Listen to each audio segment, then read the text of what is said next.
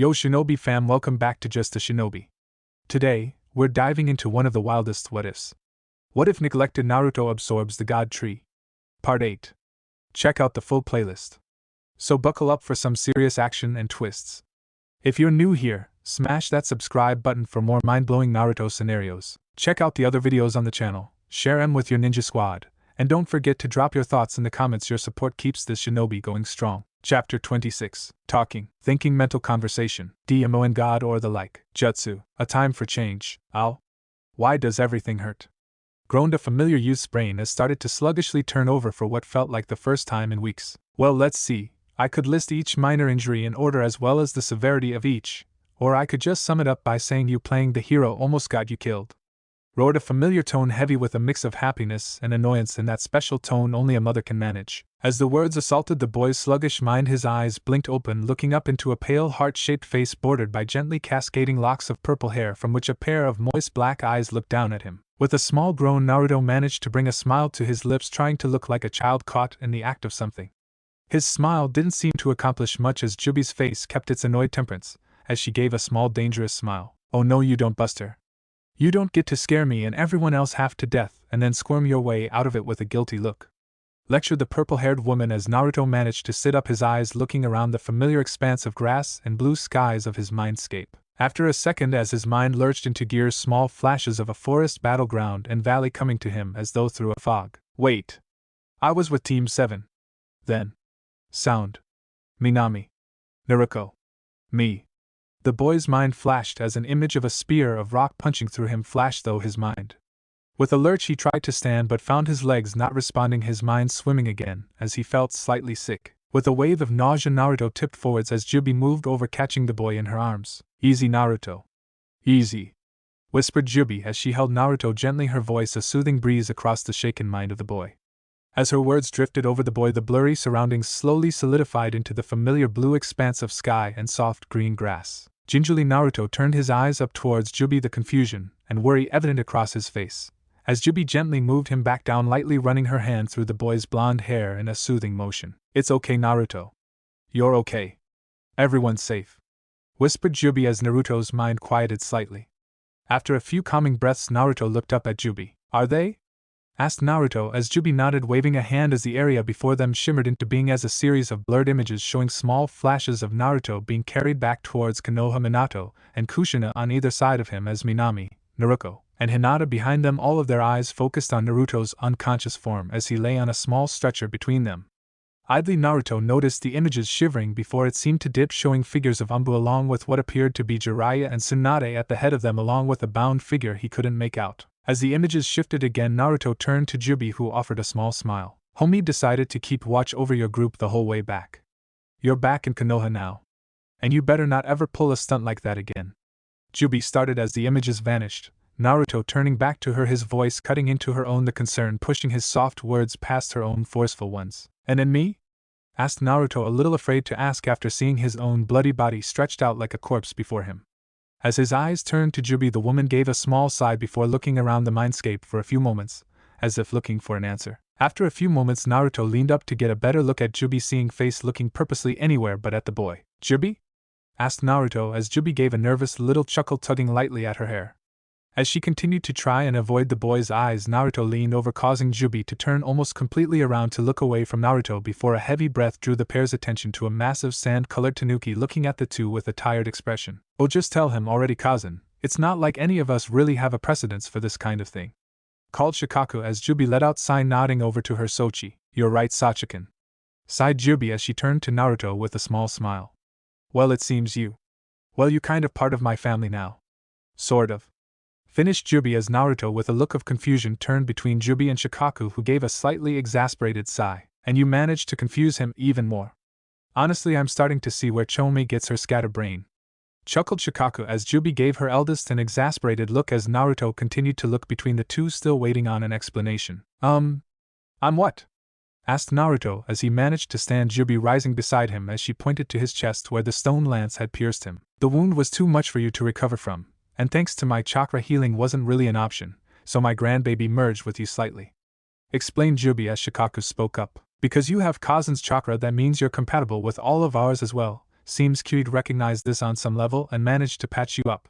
So congratulations, you're now a twin Jinchuriki, added Shikako as a small humming caused Naruto to turn to see Kyuid no larger than Akamaru coming out from behind the massive tree with Kyu and Kurama in tow yipping happily as it rushed over to jump into Naruto's arms. So wait. I'm? Started Naruto as Kurama's heavy voice called out with a twinge of annoyance. Yes, you basically became a new type of Jinchuriki. Only you're part chakra now, not just as part of your system, but part of you physically, and that part is what Kyu gave you. Just make sure you look after him, got it? Called the massive fox as beside him Kyu let out a small huff, slapping his counterpart lightly with his own tails before smiling over at Kyu and Naruto, both foxes now free from their cages while they roamed his mindscape. Hey, look after my Sochi, okay Naruto? Called Kyu happily as Naruto was still looking slightly shocked even as Kyu moved up to nestle into the boy's hair, its 9 tails waving happily as it curled into a small mound of fur. He shrunk. Managed Naruto as Jubi let out a chuckle that a small wave of flickering golden insects mimicked as they coalesced into a female figure on the branches overhead. Yup, like me, or maybe Homie can too, but then I'd have to change his name for a chibi form. Chomid? Chibamid? Hibid?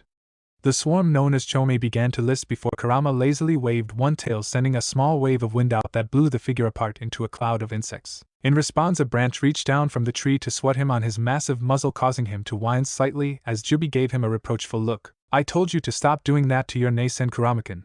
And yes, Naruto, he used up a lot of his strength to help fix you. It'll take time, but I'm sure he'll manage to get back to normal size. Though I can think of someone who will enjoy this form, chuckled Jubi as Naruto let out a breath he hadn't realized he had been holding as he reached up to scratch idly as the resting Kyuid. Hi, I bet you will, thanks pal. Called Naruto as the little fox let out a small humming purr as 2 of its tails wrapped lightly around his figure. So, how long have I been out? Continued Naruto, turning around as Kyu spoke up. About half a day. Minamikin is really worried, but I told her you were okay. I think she's coming to see you. Everyone's with her too, so expect company. Called Kyu as beside him Kurama nodded slightly, still rubbing his nose. Same with Naruto, so you better wake up already. Called Kurama as Naruto turned to Jubi, who bent down to give him a bone-crushing hug. Go on, but don't you ever try and pull a stunt like that again, okay Naruto? Whispered the woman as Naruto returned the embrace. Hi, I won't promise. Replied the teen as the mindscape began to shift and fade around him. As Naruto slowly blinked awake, the first thing he took in was the pale sterilized light of a hospital room. While his eyes fought to keep his eyes from watering, 2 feelings overcame him at the same time, the first being a steady ache all throughout his body, while the second being the rough scratchiness of his own throat as he parted slightly dry lips, his voice coming out in a small groan. Ow! Murmured Naruto as his mismatched eyes turned slowly around to see a small blue-haired form stretched out across his legs, her pale face moving slightly with every gentle breath she took, a stray lock of hair swaying back and forth with each of her breaths. Despite his discomfort, Naruto couldn't help allowing a small smile to creep across his lips as he saw Hinata giving a small murmur, seeming only to have laid her head down to rest before pulling herself closer to the resting boy. Well, Bunny-chan, I'm almost scared to wake you. Something tells me you aren't going to be too happy with me. Smiled Naruto as he tried to raise one stiff hand to gently brush aside a few strands from the girl's pale face, but failed as his body protested the move with another painful throb. As he looked down, he saw both his arms bound in heavy medical wrappings along with stints. As he took notice of this, he heard a small humming purr that drew his eyes around to see 3 small furry tails wave gently from behind Hinata's head. Following the tails, Kyuid's pointed ears and bright eyes rose up as he looked over at Naruto with a happy purring. Kyuid, Naruto-kun needs sleep.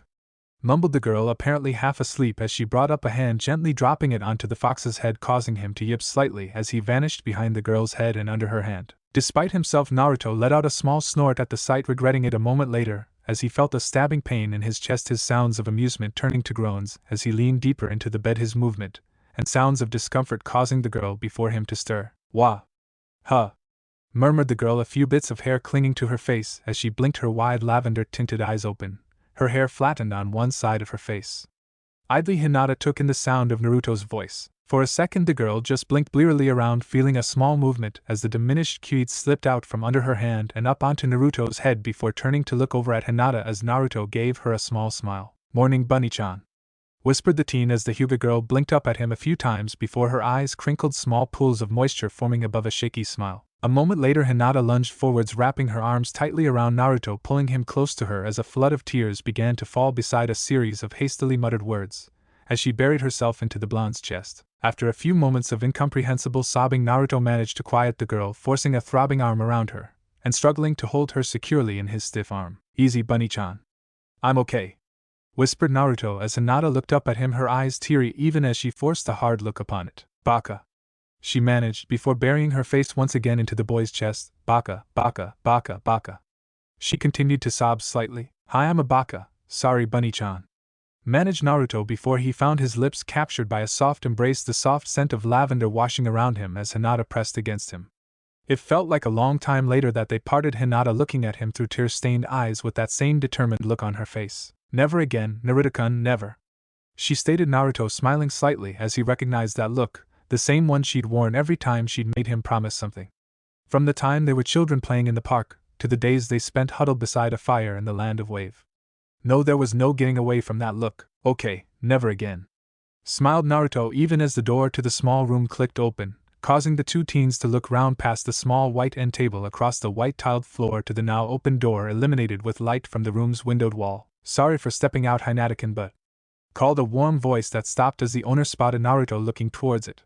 Naruto and Hinata had the briefest glimpse of the red-headed woman before a pair of yellow and red blurs shot forwards. Naruto soon found himself surrounded by Kushina's tight embrace while his siblings crowded around him, Mito foregoing waiting and leaping up to plant herself firmly on Naruto's legs, excitedly cheering as she saw her Aniki awake. Sochi, whimpered Kushina holding Naruto tightly as Hinata leaned back, allowing the family to surge in around the teen, smiling at the happy moment. As Naruto struggled to return the hug from his cousin, a small yip from his hair caused Mito to look up from her Aniki, her eyes growing wide as she spotted the shrunk Kyuid stretching slightly in Naruto's hair, apparently awakened by the new arrivals. As the little fox spotted Mito, its 9 tails waved happily before with a small pounce it landed on her head, snuggling up in the red folds of hair as Minami and Naruto let out small giggles at their Amato's stunned expression. Well, that's a first, Mito's speechless, smiled Naruto as she turned from the girl to Naruto, giving him a wide grin as he gave him a small punch on the arm.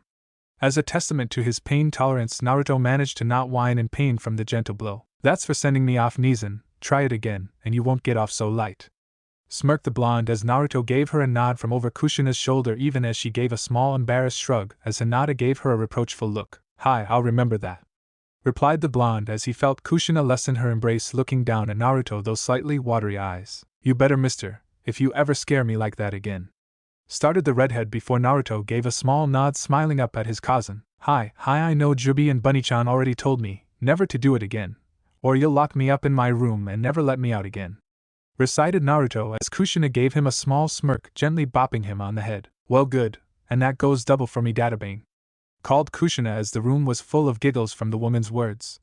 Minami at this leaned in, giving Naruto a hug before giving him her own bop on the head, just smiling down at him as a few stray tears worked their way from her crimson eyes. Much more love like that, and I don't think he'll be able to get out of the hospital, chuckled a voice from the door, as the family turned to see Tsunade, Shizen and Minato standing there. Minato taking a step into the room to stand beside his wife, gently rubbing a hand through Naruto's hair, smiling down at the boy. Hey Minatabaka. Looks like I'm Narutabaka for a while, smirked Naruto as Minato managed a small smile. Ha, I guess, smiled Minato as a small squeak drew the group's attention to Mito, who seemed to have overcome her shock, pulling the smaller Kyuid off her head and holding it before her, before squeezing the tiny fox tightly, looking up at Naruto with stars in her eyes. Aniki, Kyuid shrunk. He's awesome, can I take him to the academy? Can I? Please, called the redhead as the fox let out a small yip before the room devolved into a chorus of laughter. As the group continued to laugh outside the room, a white-haired figure leaned gently against the wall, looking over with a small smile as Tsunade turned her head around to look at him. Baka, come on, she whispered before she disappeared into the room, Jiraiya looking towards the door for a few moments before pushing himself off the wall and towards the door that happy voices echoed out of. A few hours later, across the village, a black-haired woman strode slowly through stone halls, a tall figure leading her forwards, his scared face looking left and right ideally as he lead the woman forwards. As they passed cell after cell, the inmates looked out, not daring to call at the woman while she walked with Ibiki into the private holdings, the man nodding slightly as he opened the door for her to pass into the secure cells. A cold tap could be heard as the woman's feet meet the smooth concrete that secured the private holdings. As she strode forwards, the dim electric lights cast shadows over the deep navy kimono she wore. As her footsteps filled the corridor, the heavy thump of her companion's tread followed after her till Ibiki once more stood beside the woman. This way, Yukihazen, instructed Ibiki as he gestured Mikoto over to a large steel door. As they reached it, the man turned to her, a slightly pained look on his face. Yukihazen, Tsunadesima has done what she can. So has Inoikizan. He's in and out, From what we can see, the seal is broken, nothing we can do to fix it.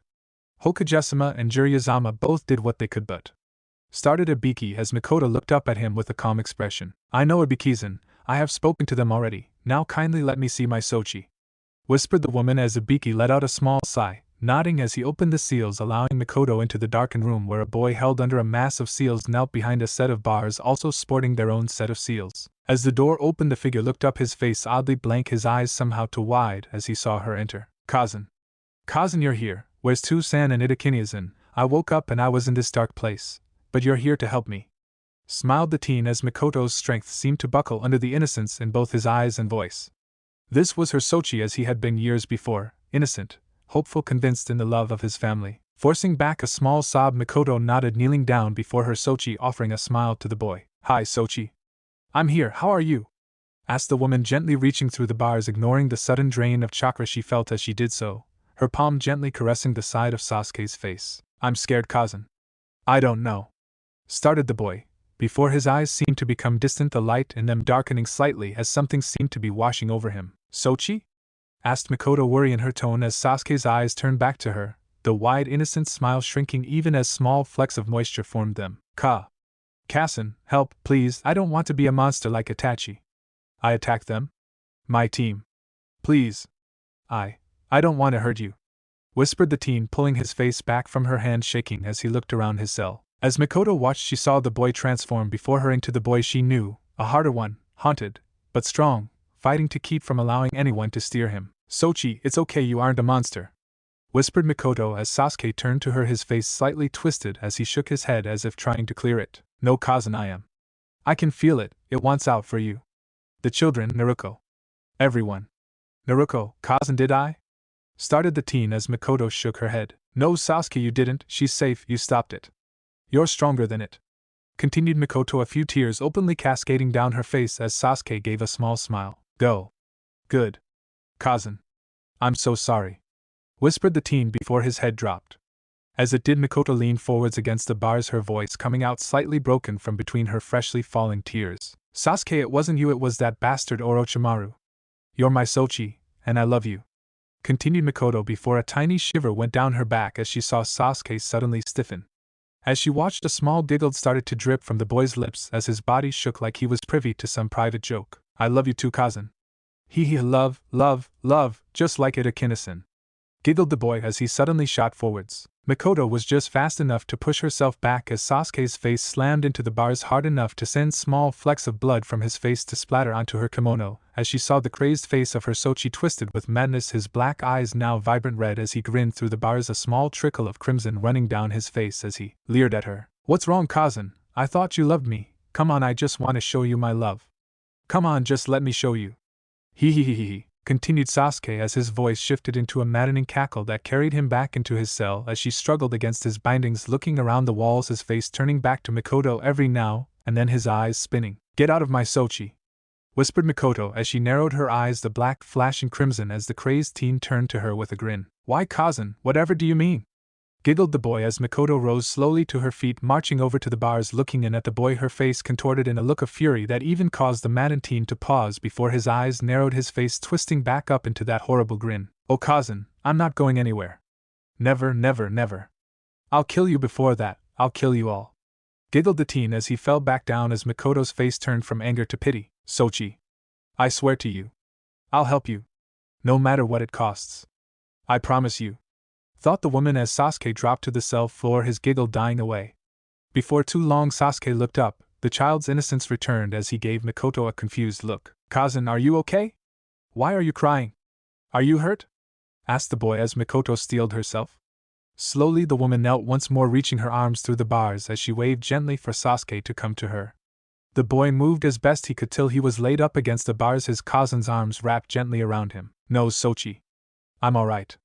And you will be too, I promise, but you have to be patient for me, okay? Can you do that?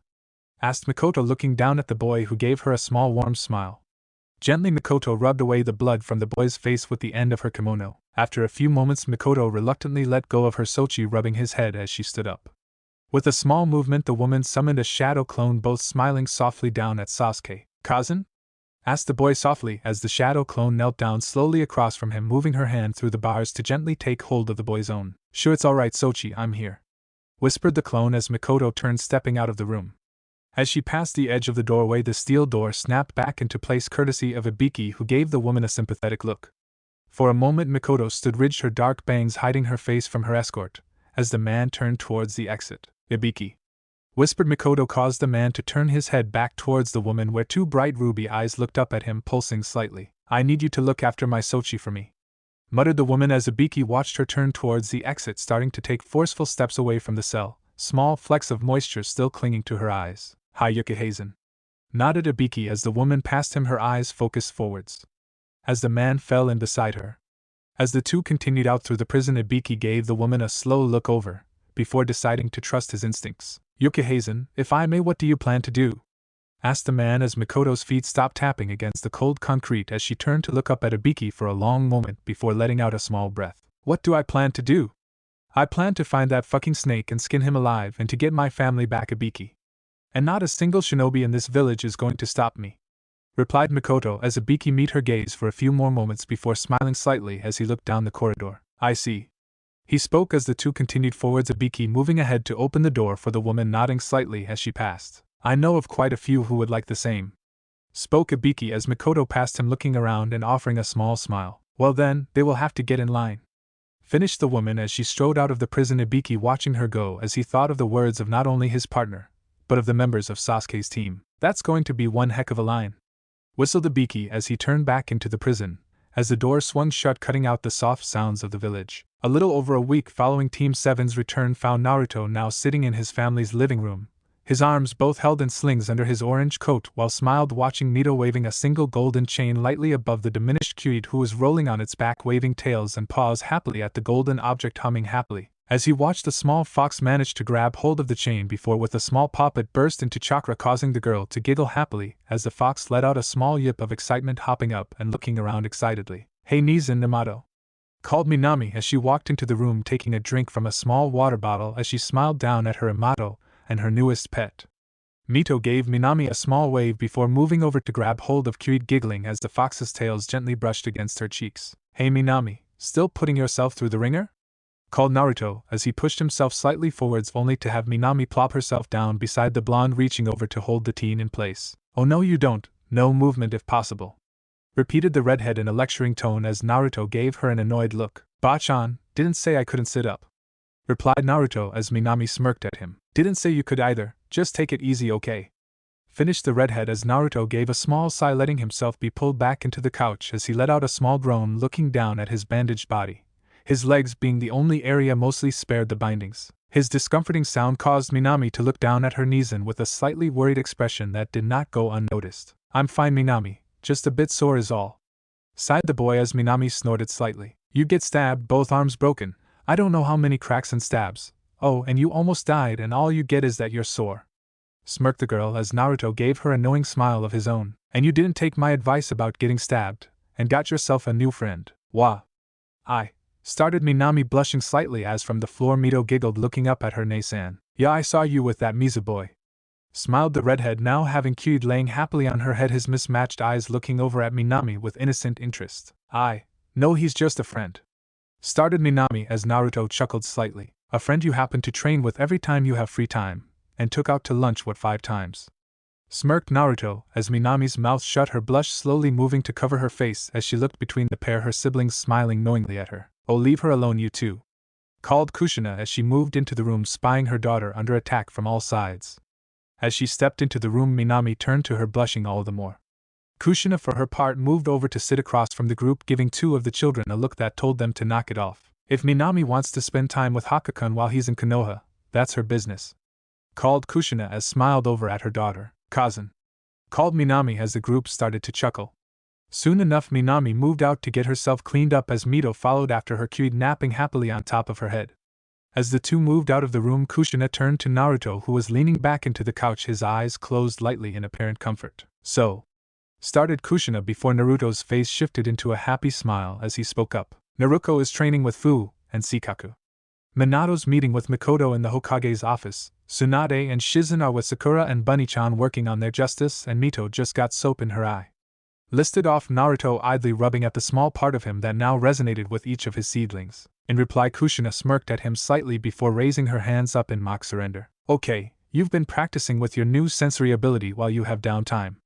Waved Kushina as Naruto looked up, offering a small smile. Oh, course, sensei. Smiled the teen as he stopped for a moment, blinking before pointing over towards the backyard. As Kushina turned, a small flash of yellow light appeared before Minato arrived right at the sliding glass door, waving slightly as he saw his wife and Sochi waving lightly at him. You know it's a little unnerving you can predict me, chuckled Minato as he moved into the home, the pair smiling over at him as he moved to sit beside his wife. How is Mikoto? Asked Kushina, the concern obvious in her tone as inquired about her friend. In response, Minato gave her a small smile, reaching over to take her hand. She's managing. For now, replied Minato as met Kushina's eyes. After a moment, Naruto spoke up, drawing the pair's eyes. Well, the snake needs to be taken care of, everyone knows that. But I think we need to do something else for her, spoke the teen as he looked between the two, each knowing what he was referring to. Itachi-kun, whispered Kushina, looking from her Sochi to Minato, who nodded slightly, a mixed expression on his face. Hi, the problem is that he's so deep undercover, started Minato as Naruto shook his head, allowing a pollen to drop into his palm. The Akatsuki won't overlook him forever, and if that masked man is involved, he may already know about him, and just be biding his time, spoke Naruto as Minato nodded, looking over at Kushina and back to his Sochi. Hi, he could be, but he could also save us from them by being there. I don't enjoy the cost Itachi is paying, but it may be necessary, replied Minato as Naruto nodded sadly, thinking of how close the organization had come to already taking his sisters. I know. It's just, I don't know, sighed Naruto as he leaned back, Kushina frowning slightly. I wish Itachi-kun could come home. But he won't, even if we offered it. He's protecting his family and he knows it. For him, that's all that matters, finished Kushina as both males nodded. Hi, stubborn. Just like his sensei, smirked Minato as Kushina grinned at the pair. You know it, replied Kushina as Naruto chuckled. Well, that leaves us with the snake, finished Naruto as he looked around at the front door. Though I think Naruto has me beat on that one, called the blonde as a small snap and a few steps showed the blonde walking into the room, looking around for a moment at the three in the room. After a few seconds, the blonde turned her blue eyes around to Naruto with a small annoyed expression as a black orb with one sand-colored stripe flowed past her to sink gently into Naruto's coat with a tired-sounding hum. Will you stop with predicting our arrival? Called the girl as the three smiled over at her irritation, as she moved to plop down on the couch beside Naruto with a happy sigh. Oh, is Naruto jealous? Smirked Naruto as Naruto shot him a small smirk. Keep it up, Nizan, and I'll give you that rematch we talked about, chuckled the girl as Minato and Kushina laughed lightly at the boy's slightly worried expression. Not so confident when you're facing her down, chuckled Jubi as Naruto sighed. Hey, what can I say? I like living, Naruto thought, giving a mental shrug before looking over to Naruto. So how's food doing? Huh, oh, she's good. We're both working on Three Tails. With any luck, we'll have it down soon enough. Then that snake will be in trouble, finished the girl as she slammed a fist into her open palm with an audible smack. Despite her bravado, all three of them could see that her thoughts were on her teammate. Naruto gave a small groan, leaning up to give her a light punch in the arm. Hey, don't worry, we'll take care of it.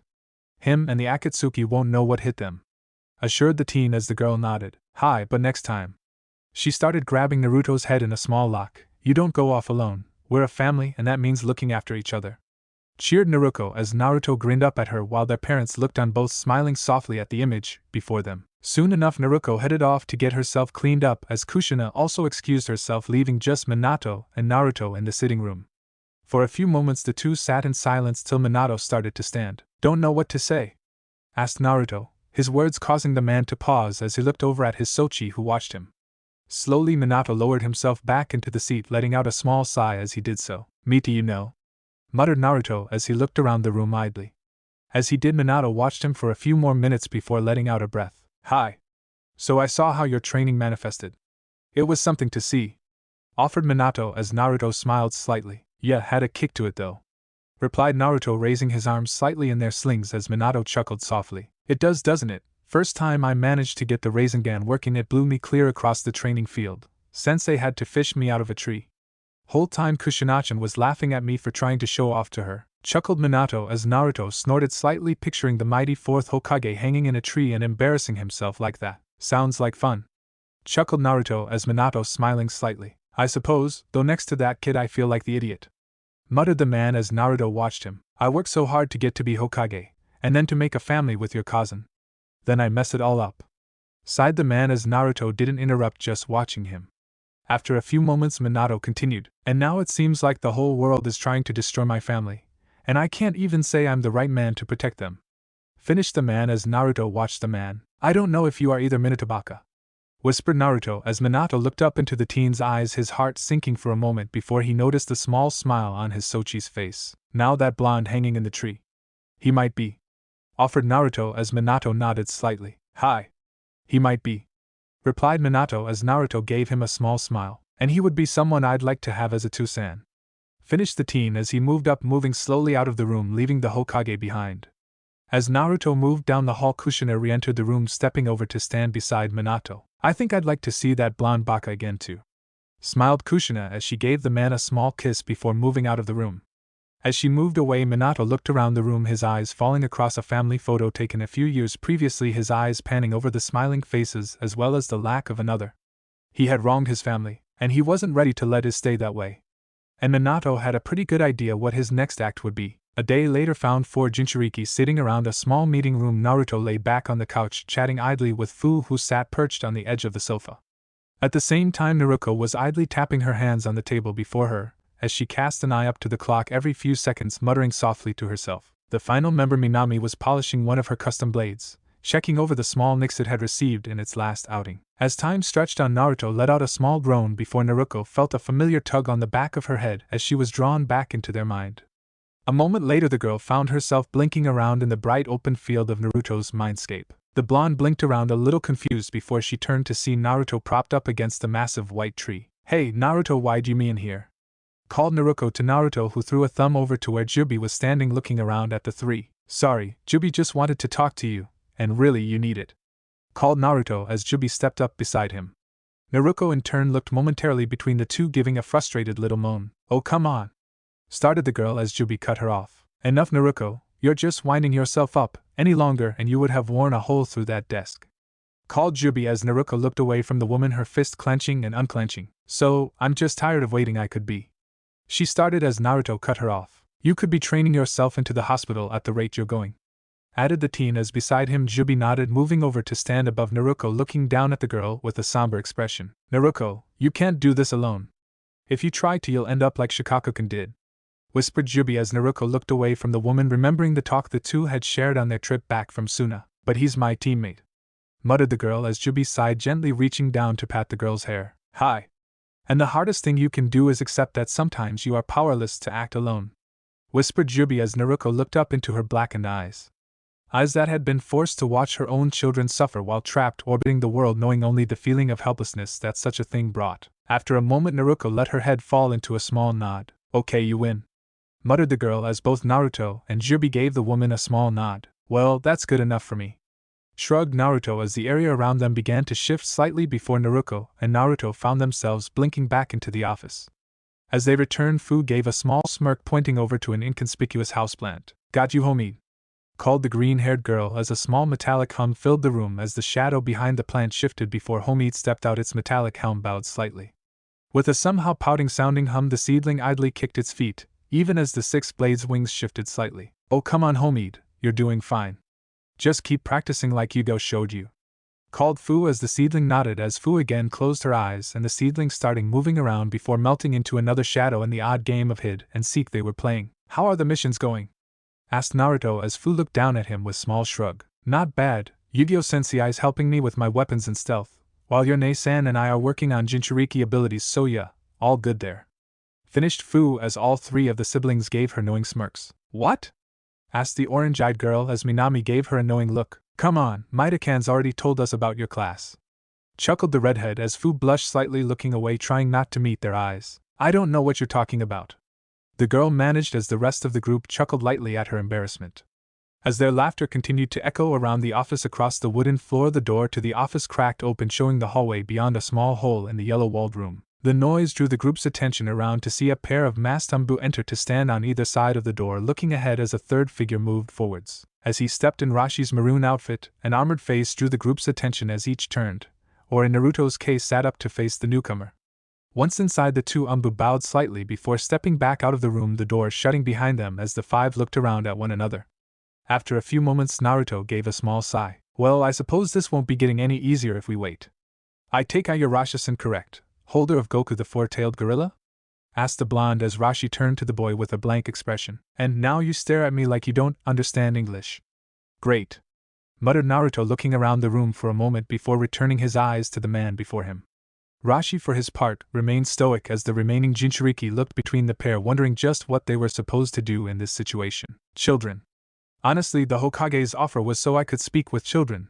It would almost be amusing if it wasn't so insulting, muttered the man, finally speaking as the four teens narrowed their eyes at him. For a moment the room was silent till a small chuckle drew the group's attention to Naruto, who was giving the man an almost bored look. Let's see here, headstrong, insulting, and pompous. Yep, you're from IWA alright.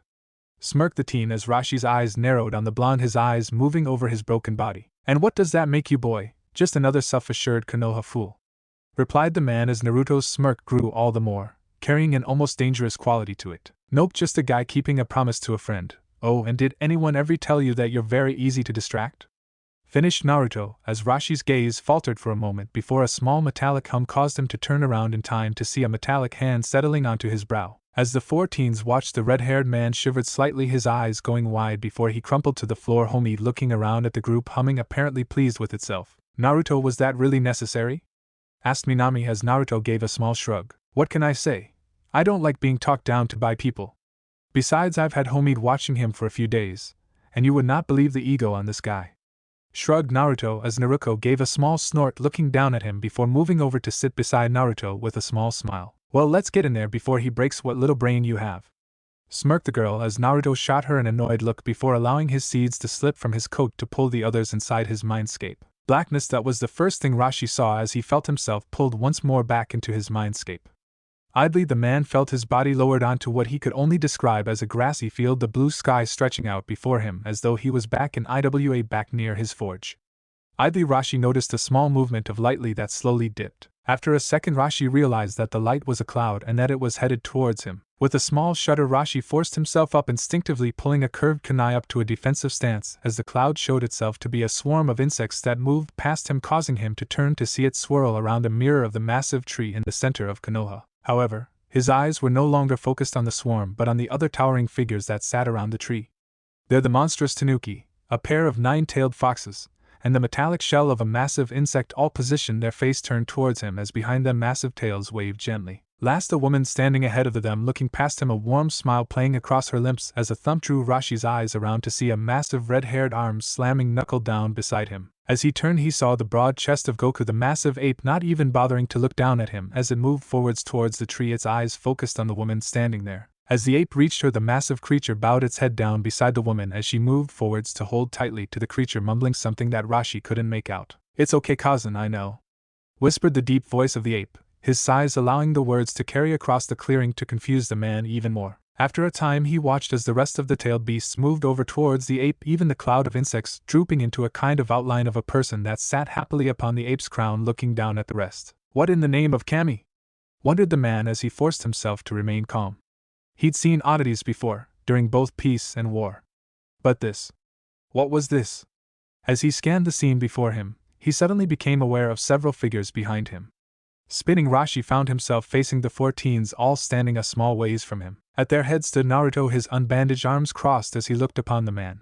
Behind him Minami and Fu both stood watching as well, even as Naruto crouched ideally petting a small black fox as she, like her fellows, faced the red-haired man. "I wouldn't think of interrupting them," called Naruto, nodding slightly to the scene occurring over by the tree, momentarily causing Rashi to look back before focusing back on the four in front of him. "And if I do?" challenged the man. He was a jonin of IWA, damn it. What did these genin think they knew that they could think to lecture him? In response to his words, Naruto smirked slightly, lifting his arms in a slightly shrug. "Oh, nothing much. But you should mind your surroundings. After all, where do you think you are?"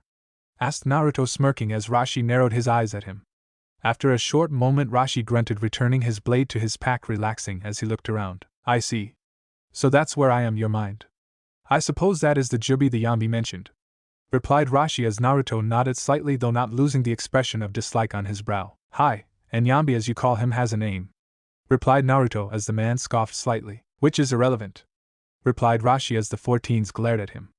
To which Rashi simply shook his head, looking almost pityingly at them. What do you expect me to befriend that creature? I chose to become a Jinchuriki to aid Iwa, not to gain a pet. His name is irrelevant as long as his power helps to guard my land. Continued Rashi as Naruto rose, stepping forwards to be held back by Minami. The action caused Rashi to smirk slightly as he eyed the girl. Go on, girl, try it. You know as well as I that neither of us can harm another while I am in your country. Your own Two-san swore as much. Smirked the man as Naruto scowled but allowed herself to be held back. At the same time, Naruto stepped slightly closer to Rashi, his mismatched eyes never leaving the other as he approached. So Goku is a tool to you? Stated Naruto as Rashi turned to look at him. We are all tools when necessary, boy. Shinobi are blades to protect their home. My blade is merely stronger thanks to the Yonbi, nothing more. Stated the elderly man as Naruto continued to watch him. So you and he are similar then in your eyes? Whispered Naruto as Rashi smirked slightly. In a way, but I hardly expect you to understand that. You haven't seen true horror yet, boy. Oh, you've seen death. I can see that, maybe even pain, but not true loss. When you stand buried in the bodies of those you fought, and bleed beside, maybe then you'll learn why a tool is preferable to a person, replied the man as he marched past the group and over to a small plot of grass to sit, his eyes closed as if waiting for something. As he moved out of earshot, Naruto snorted, looking after him. Asshole. Muttered the girl as Minami nodded slightly in agreement with her sister. Hi, I know, but he's right, we can't do anything. Muttered Minami as Naruto looked around at his sisters, a sad smile on his face. He could be worse. Whispered the teen as the three turned to look at him. Huh, what are you talking about? Asked Minami, having expected Naruto to be the angriest with his connection to Jubi. Instead, Naruto looked almost pityingly over at the man, shaking his head slightly. It's not like he hates Goku. Heck, I'd say he doesn't really care about it one way or another. From what I was told about him, he's good friends with the Tsukage. It's really impressive he's even here. I don't like the guy, but he actually listened to us, didn't he? Finished Naruto as the four looked from where Rashi had moved to wait before looking back towards the group as he saw Jubi shaking slightly as she held tightly to the red fur of her Sochi. After a time, Naruto and his group, absent Rashi, moved over to the group to see Jubi happily sitting with her children as Goku spoke with the others. So how is Kokoniasan anyway? Chome still laying on top of the massive ape's head, ideally kicking her glittering legs over the edge as Goku sighed. Koko, he's okay, still not happy about having to fight, but I guess that won't change much. Though he's been excited to see you again, Kazan. Oh, and he says to tell Shikaku to stop with all the random destruction. Finished the gorilla while the group chuckled at Shikaku's annoyed expression. I'm never going to live that down, am I? Muttered the tanuki as beside him Q gave him a small pat with one paw before a small swat of sand caused him to flip back over, causing another round of chuckles from the beasts. Oh, Koko, thank you Goku-kun for looking after him. Spoke Jubi as Goku shrugged it off. Oh, course Kazan. My Ototo needs looking after. Besides, it has allowed me to tell him the good news. Finished the beast as Jubi nodded, turning slightly as Naruto stepped into the group, Naruto, Minami and Fu following behind him. Hey Jubi, I see you meet your Sochi. Smiled Naruto as Jubi gave him a small smirk. Could hardly miss him. Muttered Kurama as Jubi shot him a slightly annoyed look before looking back to the group of four that were smiling slightly. Hi, Gokun's just been telling us about life in Iwa. So what are you going to do about his container? Asked Jubi, each of the four noticing her refusal to address the man by his name. No name for Sochi, no name for him. Seems fair, thought Naruto as he shrugged, looking up at Goku. Yeah, he's... Well... Started Naruto as Goku let out a heavy sigh. Stubborn. Muttered the massive gorilla as Naruto nodded. Hi, he is at that, that's what age does to him. 40 years I've been with him, and he refuses to even speak with me. To him everything is about Iwa.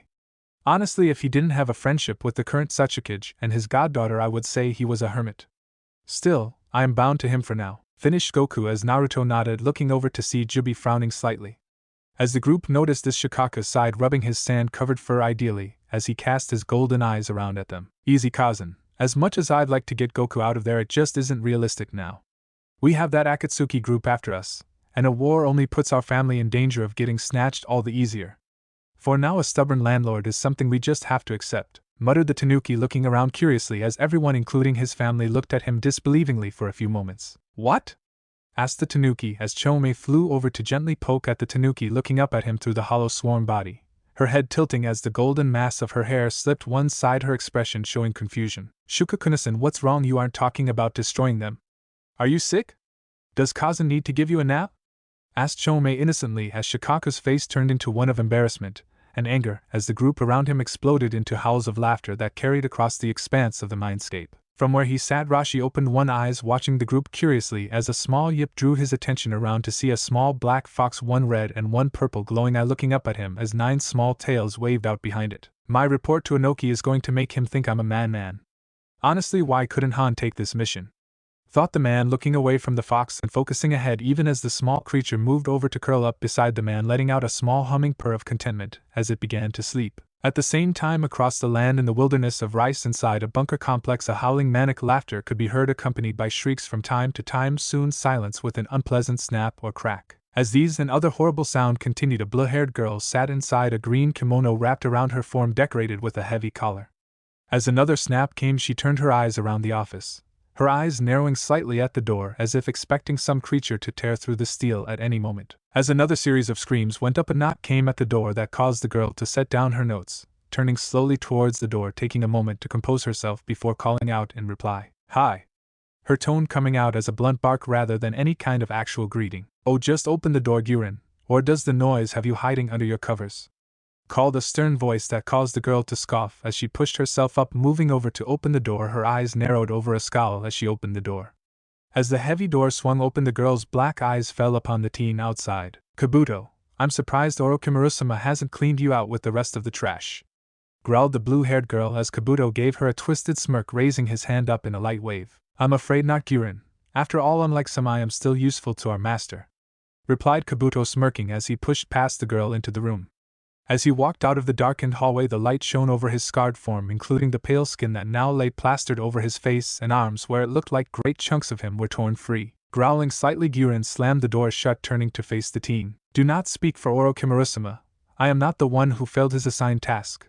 Why you live is beyond me," spat the girl as Kabuto turned his head around, showing the pale skin that stretched across his face, including his left eye that now seemed to glow with a pale golden light. "Because it was not my failing. I held back Kakashi like I was assigned to do," smirked the teen as Guren spat. "More like you were torn to pieces. Pity he didn't finish the job," smirked the girl as Kabuto gave a small shrug, idly tracing a hand over his scarred skin. "Either way, my mission was my own. I am surprised you aren't observing Orochimaru-sama. After all, doesn't blood excite you anymore?" mocked the teen as Guren huffed, moving back past the teen to her desk, grabbing a file. "Hardly. I have gathered the information Orochimaru-sama requested. Seems his information was correct. Several of the bodies were missing their eyes at the time of autopsies," smirked the girl as she handed the file over to Kabuto, who flipped through it, a small smirk on his face. "So it seems someone has a stock of what we are looking for," whispered the teen as a scraping, tearing sound caused the pair to turn in time to see the metal door be torn free of its hinges to be dragged back into the darkness. Without prompting, both dropped, and heads bowed as a figure stepped into the doorway, a mess of black hair hanging down over their face as an unnaturally long tongue poked out as if tasting the air. "Orochimaru-sama." The pair spoke respectfully as the sage entered, his usually pristine uniform now covered in blood and dirt, as the pale figure turned towards the pair, a dangerous smile showing under that mat of hair. "Well?" asked the sage as Guren hurried to reply. "My lord, it is as you suspected. At least 5 sets were absent, this combined with what was offered in trade, and it is clear that he has what you are seeking," spoke the girl, never looking away from the ground as Orochimaru stepped forwards, one blood-splattered hand reaching forwards. Guren remained stoic as the hand alighted upon her head, instructing her to rise, which she did till she stood looking past the mass of matted hair to the black and burnt-looking area that had once been the sage's eyes. "Good, you will be leaving with us, after all," smirked the sage as he removed his hand, turning towards the door.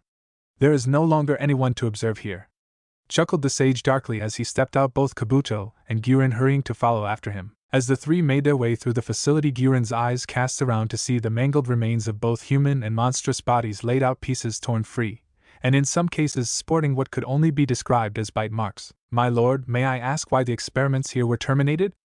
asked Guren as Orochimaru stopped in his tracks, a small smattering of mad giggles pushing between his lips as he turned his hollow eyes around to the girl. "It helps the pain," smirked the sage as he continued to giggle, Guren noting the blood and flesh coating the sage's mad smile as she listened to his laughter. Looking back down, Guren noted one familiarity among the bodies: the location of the bite marks, each one where a cursed seal had once been. As the three turned to leave, Kabuto spoke up, his tone flat, and without seeming interest in his master's behavior. "Orochimaru-sama, where to now?" asked the teen as Orochimaru chuckled darkly. "For now we will be leaving Rice, Kabuto. After all, we're expecting company soon enough," chuckled the sage as they moved out of the complex, the sun shining down to illuminate the rocky side of a cliff overlooking a vast forest. "And then?"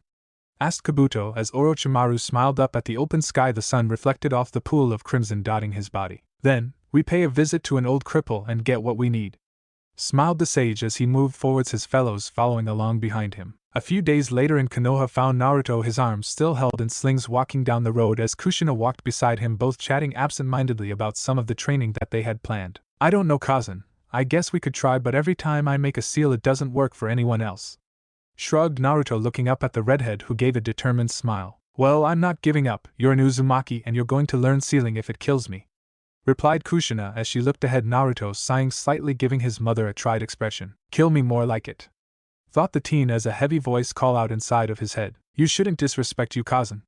Recognizing the stronger or wiser is part of life, came the heavy tone of Goku as Naruto gave a small shake of his head. Hi, I swear you sound like Jubi sometimes, shot back the blonde as, within the mindscape, the massive gorilla gave a deep tough chuckle as he turned to the figure below him. What do you say to that, Kazan? Chuckled the four-tailed beast as Jubi gave the heavy muscled arm of her Sochi a small pat with a triumphant smile on her lips. I would say my Goku Sochi inherited some of my best qualities, chuckled the woman before the pair stepped back from the conversation, allowing Naruto to focus ahead in time to see another pair before them. Hey, isn't that? Asked Naruto, nodding ahead of him, causing Kushina to turn her eyes ahead as well. Down the bustling street bordered by the tall wooden buildings, their shop doors open with people moving steadily in and out. Two figures caught the Uzumaki's eyes. The first was a red-headed girl they knew on sight, her yellow battle kimono waving gently over her back pants and mixing with the twin tails of her hair. However, it wasn't Minami that drew their attention but the black-haired boy beside her, wearing a slightly bulky green kimono, his wooden sandals putting him just a few inches above Mito's own head so that the pair could see the edges of a smile that seemed to reach up to them. It is, smirked Kushina as Naruto gave her a slightly mischievous look. Kazan, are you thinking what I'm thinking? Asked Naruto as Kushina looked down at the teen for a moment before her face broke out into a mischievous look of her own, nodding happily. Oh, hi Sochi, I think I do, chuckled the woman. As the two Uzumakis began their plans down the street with the other pair, Minami suddenly felt a small shiver down her back, looking around the marketplace, but spotting nothing beside her. Haku gave a small concerned look, turning his own eyes around before allowing them to fall back upon the girl beside him. Minami? What's wrong, am I too cold? Asked the boy as Minami turned to him, shaking her head slightly, moving closer to the boy as she gave a small smile. No, it's not that, just thought it's nothing. So what would you like for lunch? Inquired the redhead as Haku gave a thinking pose for a moment before offering a small smile. Anywhere you. He started before Minami gave him an annoyed expression, putting a hand over his lips and turning her red eyes to meet his black ones. Oh no you don't, it's your turn to choose, smirked the girl as Haku sighed, leaning his face back from the redhead's hand so that he could speak. Okay Minami, what do you say to some ramen? Asked the teen as Minami gave a small pouting look. Honestly, you too, I swear I'm cursed by ramen, sighed the redhead before smiling up at him and pulling him forwards. Well, come on then, smiled the redhead as they moved forwards down the dirt-covered street. Soon enough the pair found themselves seated at a familiar bar sipping noodles as they idly chatted about everything from training to the new state between Mizu and Konoha. So I guess you'll have to head out soon to report on your mission?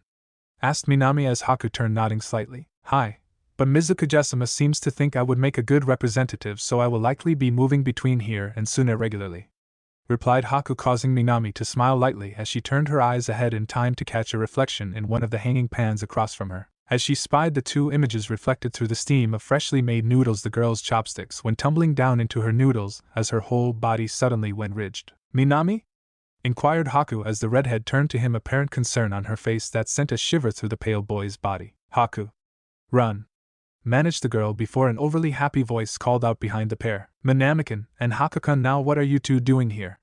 Called Kushina in a loud voice that caused Haku to freeze as he heard it. Okay Kami. Zabuza-sama, protect me, whimpered the boy as he turned with Minami to see Kushina smiling in the doorway, wearing her combat armor that glinted slightly with the light coming in from between the flaps of the shop. As she moved forward, the interlocking plates made no noise, the seals below glowing ominously with faint golden light as she moved to stand before the pair, turning a somehow too wide smile between the pair. Kazan?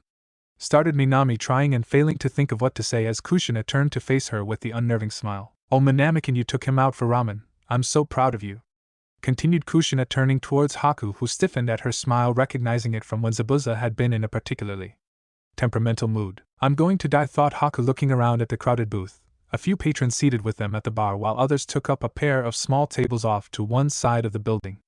With a small exhale, Haku started to calm himself. No wait, too many witnesses.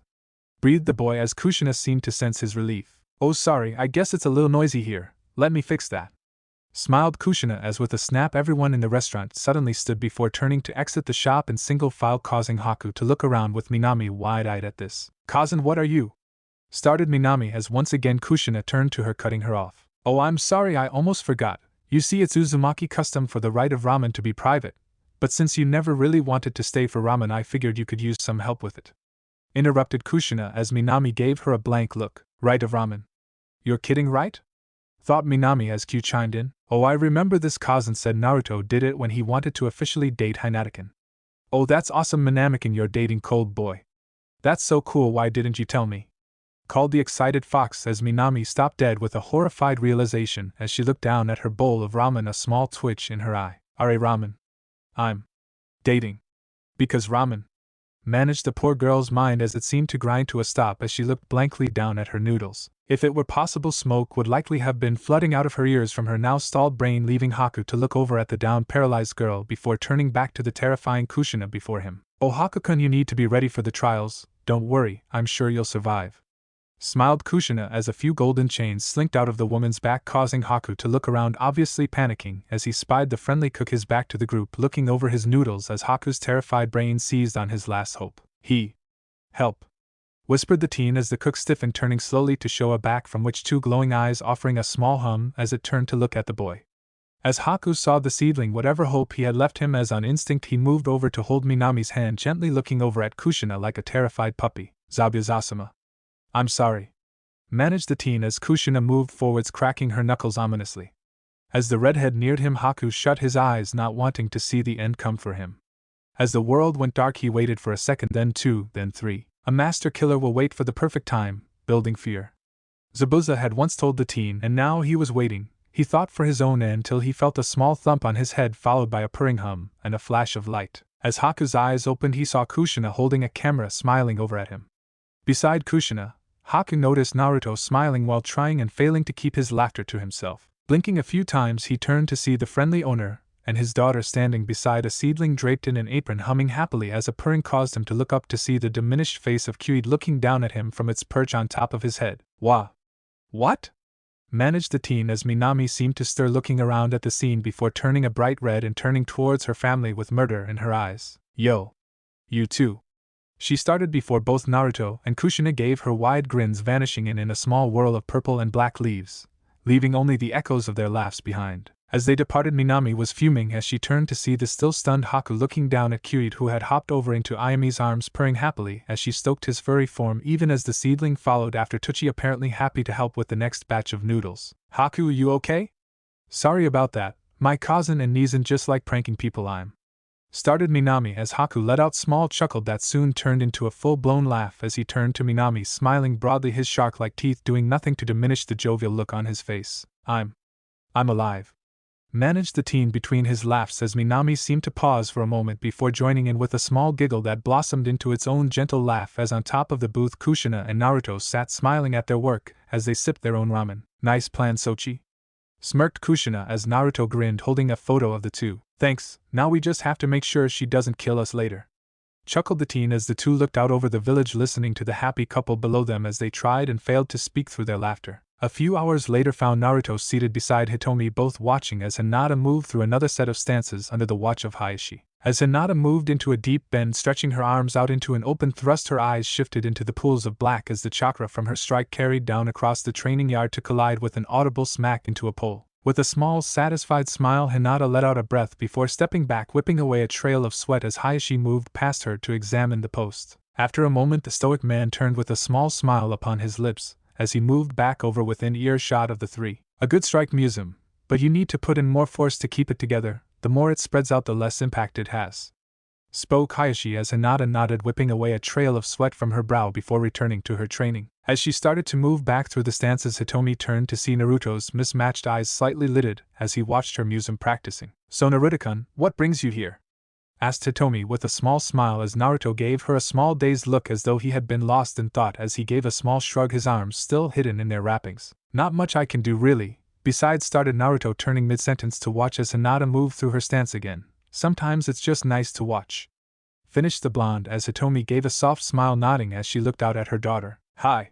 Sometimes, murmured Hitomi, quiet enough that Naruto almost didn't pick up on it. As her words fell, Naruto found himself looking out at the training field before turning between the scene and Hitomi a few times, his brain filling in the gaps as a small frown creased his lips. Well, that won't do, thought the teen as he gave his mindscape some attention. If Hitomi, or anyone else, had been focusing on Naruto, they would have seen both of his eyes go unfocused for a few moments, soon followed by an inky blackness working its way down them till his vision mimicked that of Jubi. As the Hyuga members continued to watch Hinata's training, a small pulse drew Hayashi's eyes around as he spotted Naruto's usually vibrant orange coat slowly shifting to black and falling as a gently wave of leaves from him. For a moment Hayashi considered that this was due to some danger, but as he watched the teen, his own pale eyes meet the black ones, a gentle smile telling him that this was not the case. In silence he watched as the leaves moved silently over the floor, slowly snaking over the lip of the porch, moving like a shadow to form a pool under his wife's feet that dangled gently over the edge. Looking back, he saw Naruto gave a small nod before he saw the leaves slowly drifting up to alight upon Hitomi's legs, coating them in the familiar black armor that he had witnessed Naruto use during the exams. Hitomi at the same time had been watching Hinata, only just noticing Hayashi's eyes shifting from Naruto to herself. With a small bit of confusion, Hitomi looked towards her husband as she followed his vision down to see her own legs now covered in a purple and black coating. In confusion, Hitomi turned to Naruto before a voice she recognized spoke softly in her mind. Easy, Hitama-san, Naruto's concentrating a lot right now, so you can't disturb him. Spoke Jubi as Hitomi blinked a few times before replying. Jubi? What's going on? What are you? She stared before Jubi made a hushing sound, causing the Hyuga matriarch to quiet herself. Easy, just listen, Naruto's focusing on maintaining the balance, so I need you to do the actual movement. Continued Jubi as Hitomi paused for a moment before letting out a small start of surprise. Wait, is he? Started Hitomi, only for Jubi to chuckle. Hi, now just remember how to move and we're good to go, so get out there and show you husband what a real sensei is like. Giggled Jubi as Hitomi looked down at her black legs, small tears pooling in her eyes as she let her mind remember what her body had long forgotten. Across the field, Hayashi suddenly went stiff as Hinata finished her set with another thwack of impact.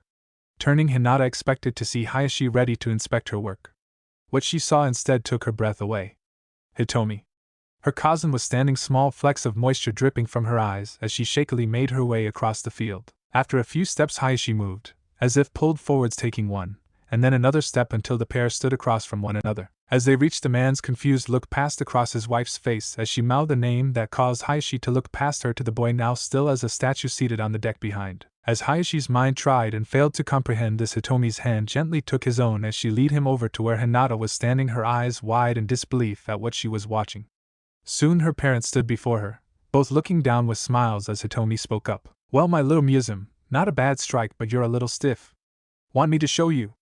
Asked Hitomi as Hinata seemed to shake herself out of her thoughts, nodding before moving forwards to grip her cousin in a soft embrace, shaking slightly as Hitomi quieted her, looking up at her husband who reached around to hold the pair. Soon the three were practicing, Hitomi moving slowly, but gaining speed and confidence with every movement, even as Hayashi and Hinata simply enjoyed the time with her. As the time stretched on, Hanabi returned in time to see his family, rushing forwards to propel himself into his cousin's waiting arms where she twirled him about. And so the family trained, moving like dancers in some grand performance as Hitomi and Hayashi moved in time like a matched pair, their children mimicking them, as the group marveled in the wondrous occasion. As they slowly shifted into night, the waning light caused Jubi to whisper to Hitomi that the time had to come to an end. So with a final set, Hitomi moved back over to take a seat beside Naruto, who had been stiff through the entire exchange. As the matriarch alighted upon the porch, the black leaves fell from her, swirling back around Naruto as the darkness fell from his eyes. Then, before any of the Hyugas could move, the boy gave a small smile before falling forwards off the porch, face down into the yard, audibly snoring as the exhaustion of the day's actives caught up with him. To the group's surprise, Hayashi stepped forward to lift the boy up, looking over to his wife and children, who smiled as he moved the exhausted boy inside the compound to rest. A few hours later, Naruto found himself blinking awake in a brightly lit room, his head resting on something soft as quiet conversation fluttered around him. His waking seemed to have not gone unnoticed, as soon the smiling face of Hinata appeared in his vision. Hey Bunny-chan, smiled Naruto before his lips were captured in her own, and he allowed himself to simply lose himself in their soft embrace. After a moment, a huff caught his attention as the pair broke apart, turning to see Hayashi seated across from the pair, his arms crossed, trying to look intimidating. Idly, Naruto noticed that he was resting on Hinata's lap, of all things, which combined with Hayashi's face was not promising. Juabi? started Naruto as from inside his head he could clearly make out several voices booming in apparent amusement. Before Naruto could think of a swear to throw the mocking voices' direction, he saw another figure seated beside Hayashi, his twin in everything but dress. Hizashi looked so much like his brother that for a moment Naruto thought he was seeing double till Hayashi's voice spoke out. Uzumaki-san, called the man as Naruto moved to sit up, succeeding with some help from Hinata as he noticed several other figures in the room, including the smiling Hitomi as well as Niji, who looked equal parts confused and nervous about his involvement in this. Hi? Asked Naruto, looking around a little nervously as he edged closer to Hinata, who leaned into him for support. First, let me thank you for your gift today. Started Hayashi as he moved a hand over to gently take Hitomi's in his own as a small warm smile broke over his face. It was more than I can repay. And it made me think that you could help another gift to be given. Finished Hayashi as he turned to Naruto, who was rather confused. I don't understand? Started Naruto as beside him Hinata gave a small sigh, causing Naruto to turn to her. Naruto-kun, you remember when I told you about the caged bird seal? Spoke Hinata as Naruto thought back to when she had been insisting that Naruto not take Niji apart piece by piece during the exams. After his defeat he had been originally worse, till with help from Hayashi and Hizashi he had been knocked into the right direction, but always there had been that shadow of the caged bird seal that had meant life as a second-class Hyuga. Hi, you told me how it was finally banned. Started Naruto as Hinata nodded, prompting him to continue, only seeming to confuse the teen. And? Prompted Hinata as Naruto seemed to think for a moment before Hitomi spoke up. What Hinata is referring to is the shame of the Hyuga clan. The seal was designed so that even a master sealer cannot remove that stain. It would mean the death of our branch family to even attempt it. Spoke Hitomi as Naruto looked over at her before turning to Hayashi, who nodded sadly. However, that may no longer be the case. Naruto, would you be willing to try something to help us? Asked Hayashi as Naruto gave him the best shrug he could manage with his arms still wrapped. Hi, how? Asked Naruto as inside his head Jubi groaned and he could swear he could hear a sound like a tanuki's head banding against a tree, muttering baka over and over. Naruto-kun, just do what I tell you, okay? Whispered Hinata as she leaned in, whispering into the boy's ear for a moment as Naruto nodded. After a few moments, 2 seeds, one carrying 9 red lines, dropped from his jacket, rolling forwards to break open into a seedling and Kyuit, who both blinked up at him. Okay, you know what to do, called Naruto as the pair gave small nods, the seedling moving over to lay a hand over Hayashi's forehead where the mark lay, its eyes flashing for a few moments before with a small pulse the seedling withdrew its hand, the mark upon the man's brow flickering before crumbling to a pile upon the room's floor mats, becoming nothing but a small black pile of dust. Trembling Hizashi reached up to his head, feeling for the mark as he turned to his brother, who offered him a happy smile. Seeing this, Niji was dumbstruck as he turned to see Kyuid looking at him. Wait, why did I? Started the teen as before he could continue, Kyuid leapt crashing into his face, the 9 tails wrapping around his head with an excited humming yip. Niji's reaction was more or less complete panic at this as he tried and failed to pull the furry object off of his face, standing only to fall back through the paper wall behind him, followed by a series of crashes as he tried to free himself from the creature. As this occurred, every eye turned to Naruto, who was struggling not to look pleased with himself as beside him Hinata gave him a disapproving look. Naruto-kun, she muttered as Naruto gave her a sheepish smile. What, he's helping him?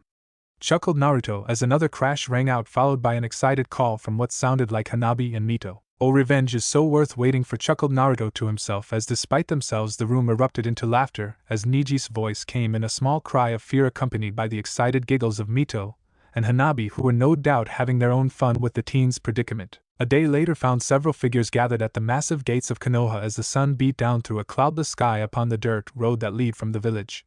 Looking close, one could spy 4 teens gathered around with a pair of adults, as well as what appeared to be a small contingent of children, all looking at one mint green-haired girl. Well, I don't know how much longer they're going to wait on me, chuckled Fu as she jerked a thumb back towards a small group of Taki shinobi who stood a little out of the gate, looked back towards the group inside Konoha. Yeah, well, just don't be a stranger, okay, and look out for yourself, alright? Called Naruto as Fu nodded, giving a quick embrace to the girl before turning to receive one from Minami in turn. As the pair broke apart, Minami stepped back, looking the girl up and down as if running through a mental checklist. Did you remember the kunai? Asked Minami as Fu sighed, pulling out the tri-pronged kunai with a slightly exasperated look. Hi, cousin, I did. Oh, and I packed clean socks as well, replied Fu in a mocking tone as a few chuckles went up from the group as Minami blushed a little before giving Fu a small push that the girl seemed to take in stride as she turned to the 2 adults. The first was Kushina, who gave the girl a parting hug. Just remember, you're always welcome in our home, smiled Kushina as Fu nodded, trying to keep small tears from forming in her eyes as she embraced the woman. As she turned, it was to have Yugao hold out a scroll and a small ninjaku in a red sheath that matched the girl's most noticeable accessory. "Keep up your training. I expect to see you improve when you return," spoke the Umbu as Fu nodded, accepting the gift before accepting a small hug from the woman as well. When the two broke apart, Fu turned to Naruto, who offered a smile, shrugging his wrapped arms as if saying, "Well, no hugs from me." In reply, the green-haired girl leaned over to give him a small peck on the cheek, grinning over at Hinata, who gave her a small frown before shaking it off and giving her own farewell embrace. As the pair broke apart, Fu suddenly found her legs captured in a set of arms. Looking down, Fu found Mito, Hanabi along with several of the children from her missions, all holding onto her legs, looking up at her sadly. "Fusensai, you don't have to leave, do you?" asked Mito sadly as Fu looked around at the children, now not even fighting to keep back her tears as she looked around at them. As her orange eyes passed around the group, Fu found herself kneeling down to wrap her arms around the group, holding them close, smiling through her tears. After a moment, she rose, wiping at her eyes as she struck what she tried to make a strong pose. "Yagaki's, I have to go, but I'll be coming back at some point, and I'd better not see any of you slacking off, right?"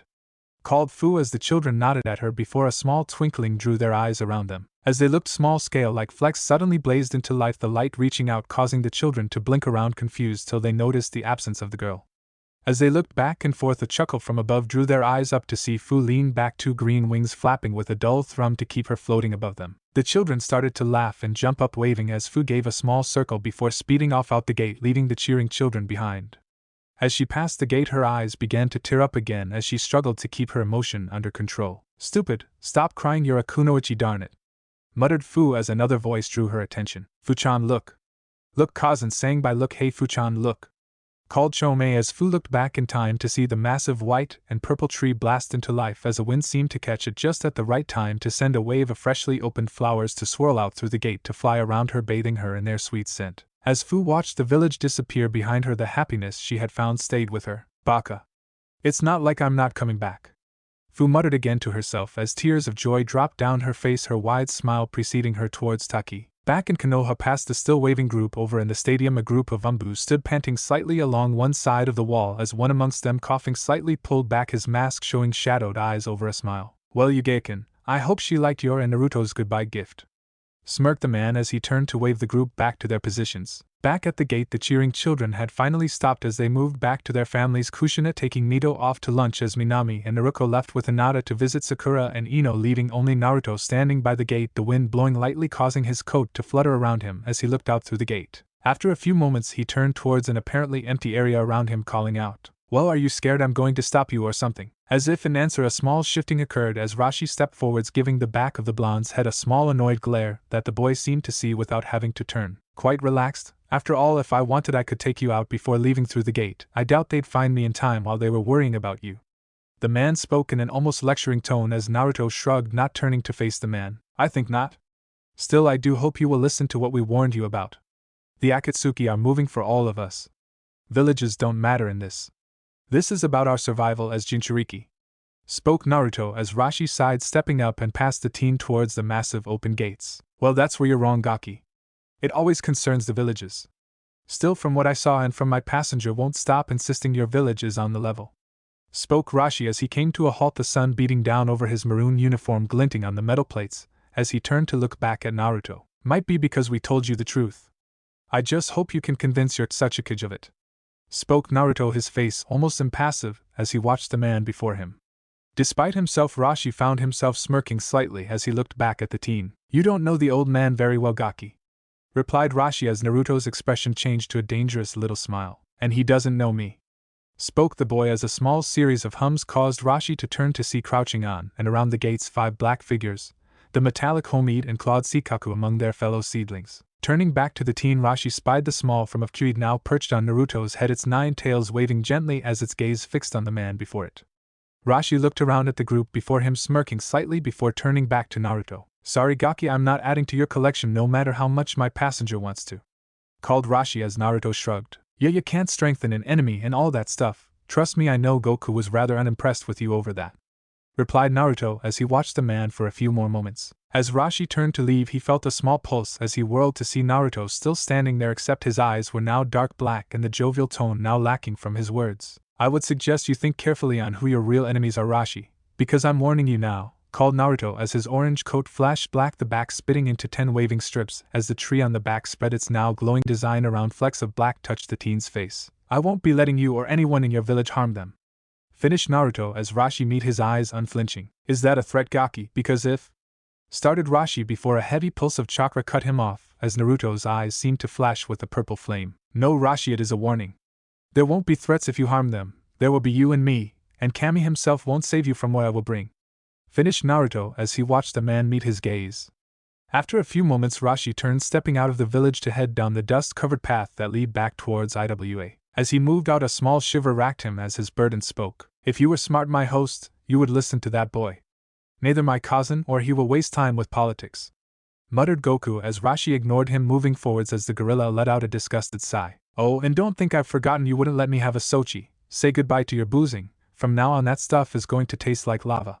Grumbled the gorilla, his words causing Rashi to swear under his breath as he turned towards his homeland. Around the same time of the departure of the Jinchuriki across the village, in the holding cells of Anbu headquarters, a red-headed figure was being led forward past barred cells, a few sporting freshly spackled walls that looked as though they were covering massive holes in them. As the prisoner halted looking at one of these, a small pressure on her back caused her to continue forward rather than gain the ire of the purple-haired woman behind her, who steered her down the stone floor towards an ominous steel door that sat in the wall ahead of them. Keeping her face impassed, the redhead allowed herself to be steered past the door and into an open room with a single light hanging down, casting shadows past the chair that sat in the center of a nest of seals. Not soon after entering the room, the girl found herself seated in that chair, her body bound, as the trench coat-wearing woman inspected the seals before moving over to take a seat at the metal table that sat a few feet before the chair. As she sat, the door opposite the one she had entered opened, allowing a scarred man to enter, his black trench coat staying eerily still as he closed the door, moving over to the table, dropping file upon the table as he turned his black eyes and scarred face with an almost bored expression towards the girl. Well, what the fuck are you waiting for? Spat Tayuya as she glared across the room at the pair before her, the black pools of her eyes moving back and forth between the pair. Her insults, however, seemed to not even register as the two turned towards one another. Honestly, Ibiki, why are we bothering? Inoichi already pulled everything we could from her mind, not that it amounted to much. Shrugged Anko, poking the file as Tayuya gave the woman a scowl. In reply, Ibiki sighed, rubbing his head absent-mindedly. Anko, how many times do I have to tell you? Mind reading gives facts, not truths. Someone working for Orochimaru doubtless was trained to hide the truth with useless information that can bog down someone like Inoichi. It's our job to take that data and find what it truly means. Lectured Ibiki as he turned to Tayuya, who gave a sneer in reply. Yeah, cause Orochimaru's all about sharing his plans, assholes. You think he'd tell me jack all? Continued the girl as Ibiki gave her a slow look, moving over to take a seat, watching her for a moment before speaking. Oh, I don't doubt that. Actually, I'm counting on it. You see, people like Orochimaru never want to tell you anything, and doing that makes it all the easier to find out what he really wants. Smiled Ibiki as he pulled up the file, browsing it for a moment, glancing up every now and then at the girl. So you were sent to retrieve Sasuke Uchiha for a body to repair the damages that Orochimaru suffered. Started Ibiki as Tayuya gave a disgusted sigh. Yes, and then we failed. We've done this already. How many times do you want to hear this shit? Or does hearing a girl's voice while she's tied up get your pathetic ass off or something? Called the girl as Ibiki continued as if not interrupted. And he assigned not only his second-in-command but his elite team on top of a small battalion to accomplish this. Such a force is overkill at best. Continued the man as Tayuya snorted. Yeah, except we failed, so obviously not. Spat the girl as Ibiki seemed to consider this before turning to Anko. Tell me, was Orochimaru the kind to overcompensate? Asked the man as Anko snorted. You're asking if that bastard overcompensated? Chuckled Anko as she raised a hand, starting to count off as she spoke. He performed inhuman experiments on himself and villagers. He took me and used me as a genie pig before dumping me. He created a village to try and get revenge. Oh, and he staged an invasion to try and get at one man. Finished Anko, giving Ibiki an "Are you serious?" face as she finished. All of which were measured to accomplish the goal intended, no matter how twisted that goal was. Muttered Ibiki as he looked back at the file before looking to Tayuya. He's desperate. Whispered Ibiki as he looked over the file before pausing for a moment, looking at the file before leaving the room. After a time, her returned his face hard as he picked up the file, glancing over at Tayuya before turning to Anko. We have what we need. Spoke Ibiki as he turned to Tayuya with a blank expression. Thank you for your cooperation. Spoke the man as the redhead gave him a scowl. What the fuck it up with your asshole? I didn't give you a damn thing. Called the girl as Ibiki chuckled darkly, turning to Anko, who looked likewise confused. Oh, but you did. You see, I know why Orochimaru was so desperate. You see, Anko, your old sensei is blind. smirked the man as Anko blinked several times before letting out a heavy laugh as Taiya looked between the two, confused as her memories of Orochimaru moved into place how he had looked the last time she had seen him, his hair pulled down to cover his face. Had his eyes been damaged? Had he been that injured? How could she have missed that if it was the case?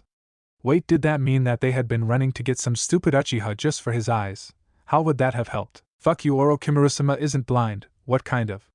Started the redhead as Ibiki turned to her, his presence silencing her as his eyes meet hers. Because that is the only reason that Orochimaru would have panicked and sent you on what amounted to a suicide mission. He didn't know where your target was, that much we can tell from you running into them by accident. You would have had to sneak inside the village to get them in normal circumstances, and at best that was a death sentence. For a planner like Orochimaru, your mission tells me all I need to know. And after confirming with the one responsible for Orochimaru's injuries, it is clear why. Your master is crippled. Finished Ibiki as Taiya sneered, as if the one to injure Orochimaru-sama was. She started as her eyes went wide, the memory of that fox slashing her master's eyes, the burns on her partner's arms during their fight, the damage it did to her summons. All of it fitting neatly into place. As that fact crashed upon her, Taiya felt like laughing and swearing all at once. Orochimaru, her master, the source of pride and fear, was nothing but a wounded beast that fed her team and her to Konoha in a desperate attempt to heal himself. And now here she was. A prisoner likely to never see the light of day again. And all for some crippled bastard that she'd never see again. Fuck. Muttered Taiya as her head bowed, Anko giving a snort as she looked over at the girl. Well, that's what you get when you deal with the bastard, you get fucked. Called Anko as she pushed herself up, taking the chains off and reattaching the cuffs as she pulled the girl up from the chair, moving her back through the door and down the hall. As they walked, Taiya felt her world falling apart as she looked back at Anko with an almost lost expression. So now what? Whispered the girl in a broken voice. In reply, Anko shrugged, moving the girl back into her cell before locking the door behind her. Now we find that master of yours and cut his head off. Chuckled Anko as she turned to go, halting only as Taiya gave a small chuckle, leaning back against her cell wall. Ha, I'd kind of like to see that. Fucking bastard. Groaned the girl as Anko looked back at her for a few moments before moving back to the interrogation room where Ibiki was standing watching Anko as she entered. Well? Asked the man as Anko moved in, giving a shrug. Too soon to tell. Nice acting, by the way. Though come on, me not knowing basic interrogation, I'm hurt. Smirked the purple-haired woman as Ibiki smirked. Well, she believed it, though I'm surprised she thought it would have taken us this long to put it together. Heck, took us 2 hours to scan Kyui's memories to figure out what was up with Orochimaru. Continued Anko as the pair moved out of the room, out into the open hall, idly throwing the empty file into a waste bin on their way out. Think she'll want to undergo integration?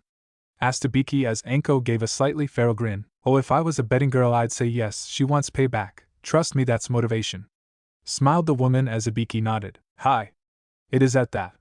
Replied the man as the pair moved out into the headquarters. As the events in Konoha were playing themselves out across the consentient in the land of rain, the seemingly constant deluge pounded upon the metallic buildings, the water trailing down the sea of metal pipes and stone corridors to form pools and streams that worked themselves through the streets like the veins of some massive beast that slumbered in the gloom. As the rain continued its assault, bringing forth a ringing drowning of impacts, two shadowy figures moved through the downpour, their wide straw hats offering some protection against the sheets for rain. Trudging forwards, the pair finally exited the deluge, stepping into a dimly lit corridor, the taller figure wasting not time and pull off his hat to toss aside as his fellow moved silently forwards. I swear this place is the worst bloody village. At least in Kiri we weren't getting soaked daily.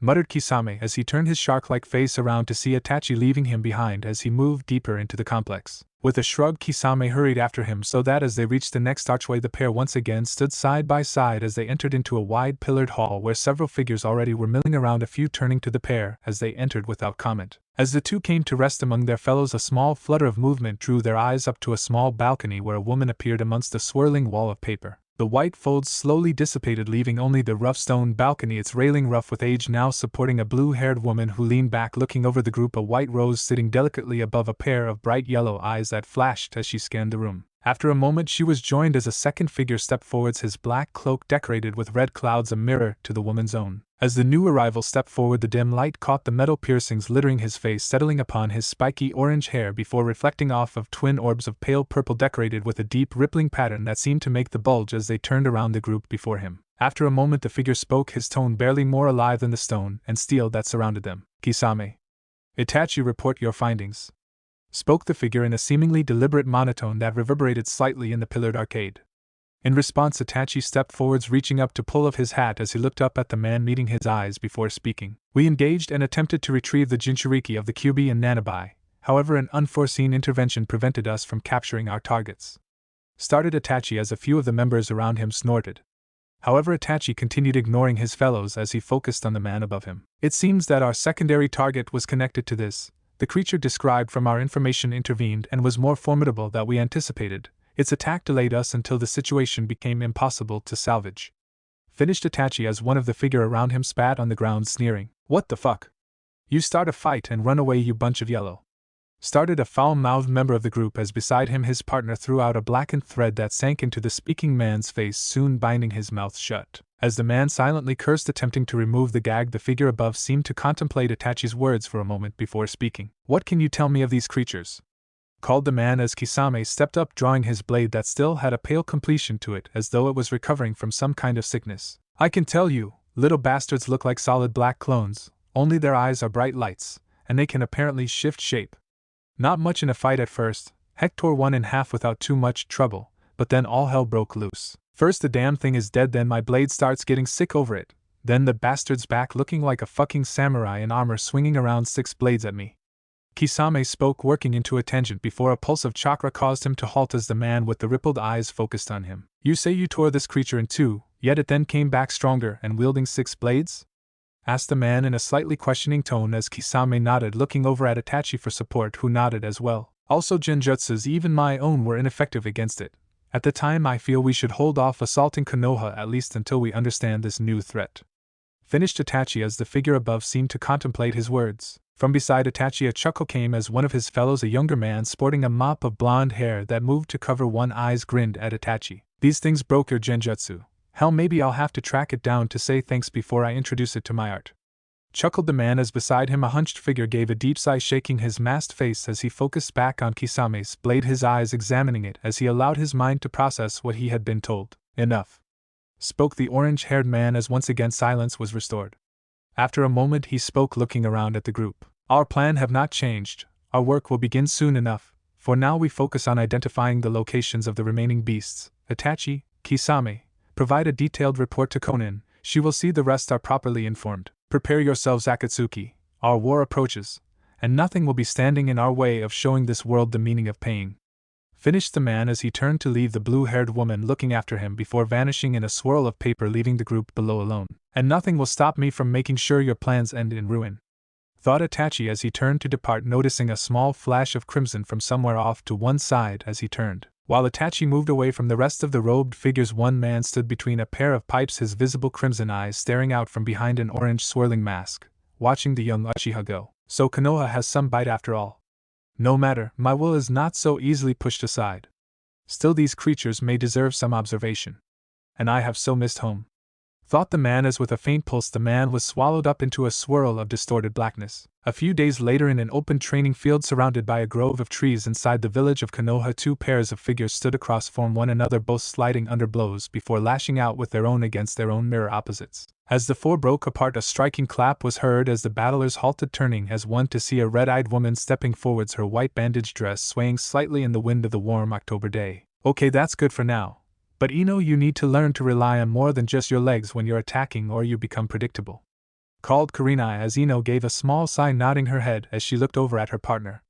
Beside her, Yakumo plopped down on her knees, taking a few gasping breaths as she looking over at her sensei. Easy, Yakumo, you still need to build up endurance. Take a break and then get back to it, alright, called Karina as the brown-haired girl nodded, idly adjusting her own bandaged apparel as a happy humming drew her eyes around to the seedling that had taken on her appearance. It's okay, Seedkun, I'm just tired, called the girl as the seedling moved over to sit beside the girl, watching her as she straightened her dress. Beside her, Ino smirked, looking around to her own seedling that was performing a few stretches as it watched her. Hey, why can't you be more worried about me? Called Ino as her seedling turned to her, looking the girl up and down for a few moments before giving a bored sound of hum as it looked away again. Why you? Called Ino, developing a twitch in one eye as she shot off, chasing her double around the field. Karina, in the meantime, just shook her head, watching the pair as she moved back to work on some of her own stances as well as to check on Shino's work. As she departed, Ino came back around her seedling, racing ahead of her, humming happily as it skipped and twirled out of her reach till the blonde finally gave up the pursuit, dropping down beside Yakumo. Ho! Honestly, why is it like that? managed Ino between breaths as Yakumo smiled down at her. Maybe because it's your double, chuckled the brunette as Ino started to speak but stopped shrugging as she lay back on the grass, her eyes closed as she folded her arms behind her head. Yeah, well, just as long as she doesn't do anything embarrassing, we're good, muttered the blonde as Yakumo's seedling hummed happily, shifting back into its basic appearance. Well, I think you're safe for now, smiled Yakumo as she pulled out a small pad, her seedling suddenly humming happily as it raced off to stand a few steps ahead of the pair, striking a pose, its face lifted up to the sky, taking a heroic stance. Ino, for her part, leaned up to see this, quirking an eyebrow up as she turned to Yakumo, who giggled as she started to sketch. He likes it when I draw him, whispered the girl as Ino smirked, letting her gaze shift to the blue sky above as she did. Only you would get the art lover, chuckled Ino. So, when do you think we'll be ready for the next Chunin exams? Asked Ino as Yakumo stopped drawing, looking out over the field for a moment. Hi. I mean, Sakura-kun and Shinikin are already improving, so I have to do my best, muttered Yakumo as Ino sighed. Yeah, same here. Choji and Shikimura are actually training with their thousands more. Seems either like not being able to help in the invasion all that much. Sides can't have Naruto showing us all up, chuckled the blonde as Yakumo nodded, smiling slightly. Hi, replied the girl as an excited humming causing the pair to look around to see Ino's seedling down draped around her fellow, leaning back as though in a ballroom dance, her partner holding her up as it bowed its face, striking a romance pose, both looking over at Yakumo humming happily. You, called Ino, springing to her feet as she charged across the field, the two seedling whirling as the Ino seedling took off again to escape the grasp of its fellow, leaving Yakumo chuckling behind at their antics. Meanwhile, across the village, Sakura was slumping over a table piled high with textbooks, papers on theories, and discarded pens, her head laid flat upon the wooden surface of the desk, her pink hair framing her head. Can't read anymore. Brain mush, groaned the girl as she tilted her head up to look at the still daunting amount of work ahead of her. As her chin rested on the table, she allowed her green eyes to travel up to see across from her Hinata in much the same position, her usual clean straight hair now sticking up at an odd angle as she blinked tired pale eyes over at Sakura. Naruto-kun. I'm sorry, mumbled Hinata as she slumped forwards, her head thumping on the desk as she started to whimper slightly in her sleep. No, Hinata-kun.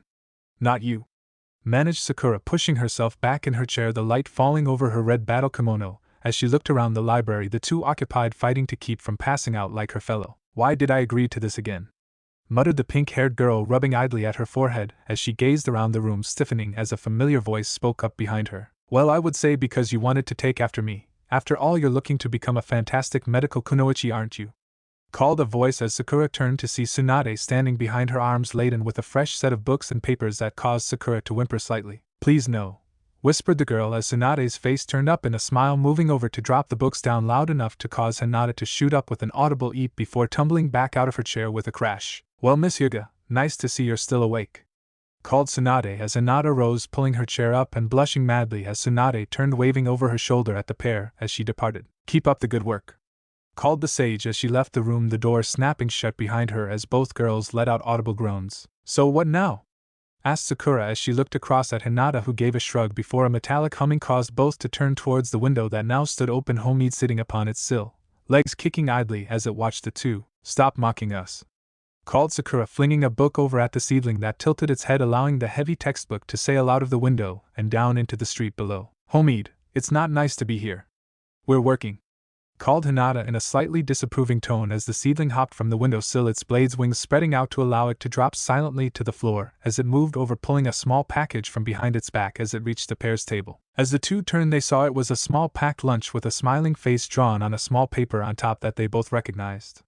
Before they could say more, Homie turned, dashing back out the window, waving as it leapt out. Well, delivery. I have to say, Hinata-kun, if I'd known it was this good, I might have snatched up Naruto for myself, smirked Sakura as she reached for a sandwich, causing Hinata to return the look, taking one for herself. Not a chance, Sakura-kun, replied the girl, staring her friend down till both broke out into light laughter, moving to enjoy the gift even as below a confused Kakashi was being helped up after a textbook of all things had fallen out of the sky to brain him. As the genin of Konoha worked to prepare for the coming days, a lone Chunin stood upon a still lake, the water rippling gently around his feet as he focused on his task. The light from the sun glinting off of the water to reflect upon his tan skin and blonde locks, his orange coat waving out around him as his face crinkled into one of concentration as around him the water began to churn and bubble. A dull thrum of power began to reverberate around him as the trembling intensified, and slowly he began to rise. Around him the water gurgled and sloshed as it too rose, lifting like a pedestal where the teen stood perched as the entire lake slowly lifted up, leaving its muddy home below. As it rose, the shimmering flecks of thousands of purple and black leaves flashing in the light revealed themselves lying interlocked under the water like some massive bowl that held the lake trapped. Steadily the lake rose higher as the teen above allowed his face to turn up in a triumphant smirk. "Hey, concentrate!" yelled Jubi as Naruto blinked his eyes open. "Wah! Oh crap!" muttered the boy as he felt his focus leave him before a sinking feeling filled him as the mass of leaves faltered, causing him to plummet down with his basin into back to earth with a thunderous crash that sent mud splattering everywhere. As the teen slammed down upon the waves, he found himself sinking quickly before he could fight his way back up and to shore, shaking himself as he looked down at his bandages now soaked. "Great, I'm so dead when Kazan sees this," muttered Naruto as a happy giggling drew his attention around to see three figures now caked brown sitting not far away. As he looked, one of the two larger figures stood, mud dripping off of them as they waved their head back and forth, revealing a smiling face as well as a few locks of deep crimson. "Aniki, that was awesome, do it again," cheered Mito as beside her Hanabi stood up, shaking mud off of him as he looked himself up and down. Before Mito could continue, a small humming yip gave her a moment's warning before the mud-covered kid leapt up into her arms, spearing her face with his own mud-splattered body, causing her to giggle all the more as Naruto looked around at them. "Scratch that, Kasen's going to kill me over that," muttered Naruto as he watched Mito slip back into the mud, dragging Hanabi with her as Kyuid hopped happily around them yipping. "Well, maybe if you focused instead of gloating that wouldn't have happened," lectured Jubi as Naruto sighed, sending small waves of his leaves around to dispose of the water before they returned to his coat. Hi, look, I was just happy I was getting better," muttered Naruto as Jubi sighed. "Nothing wrong with pride in your work, Naruto, but try and not let it become so messy, right?" called the woman as Naruto nodded, turning just in time to see Mito and Hanabi both holding globs of mud in their arms. "Oh no, you!" started Naruto before the pair flung the mud forwards to splatter on the teen's coat. "Hey, what are you waiting for? Fight back!" called Jubi, giggling as the children dipped to reload.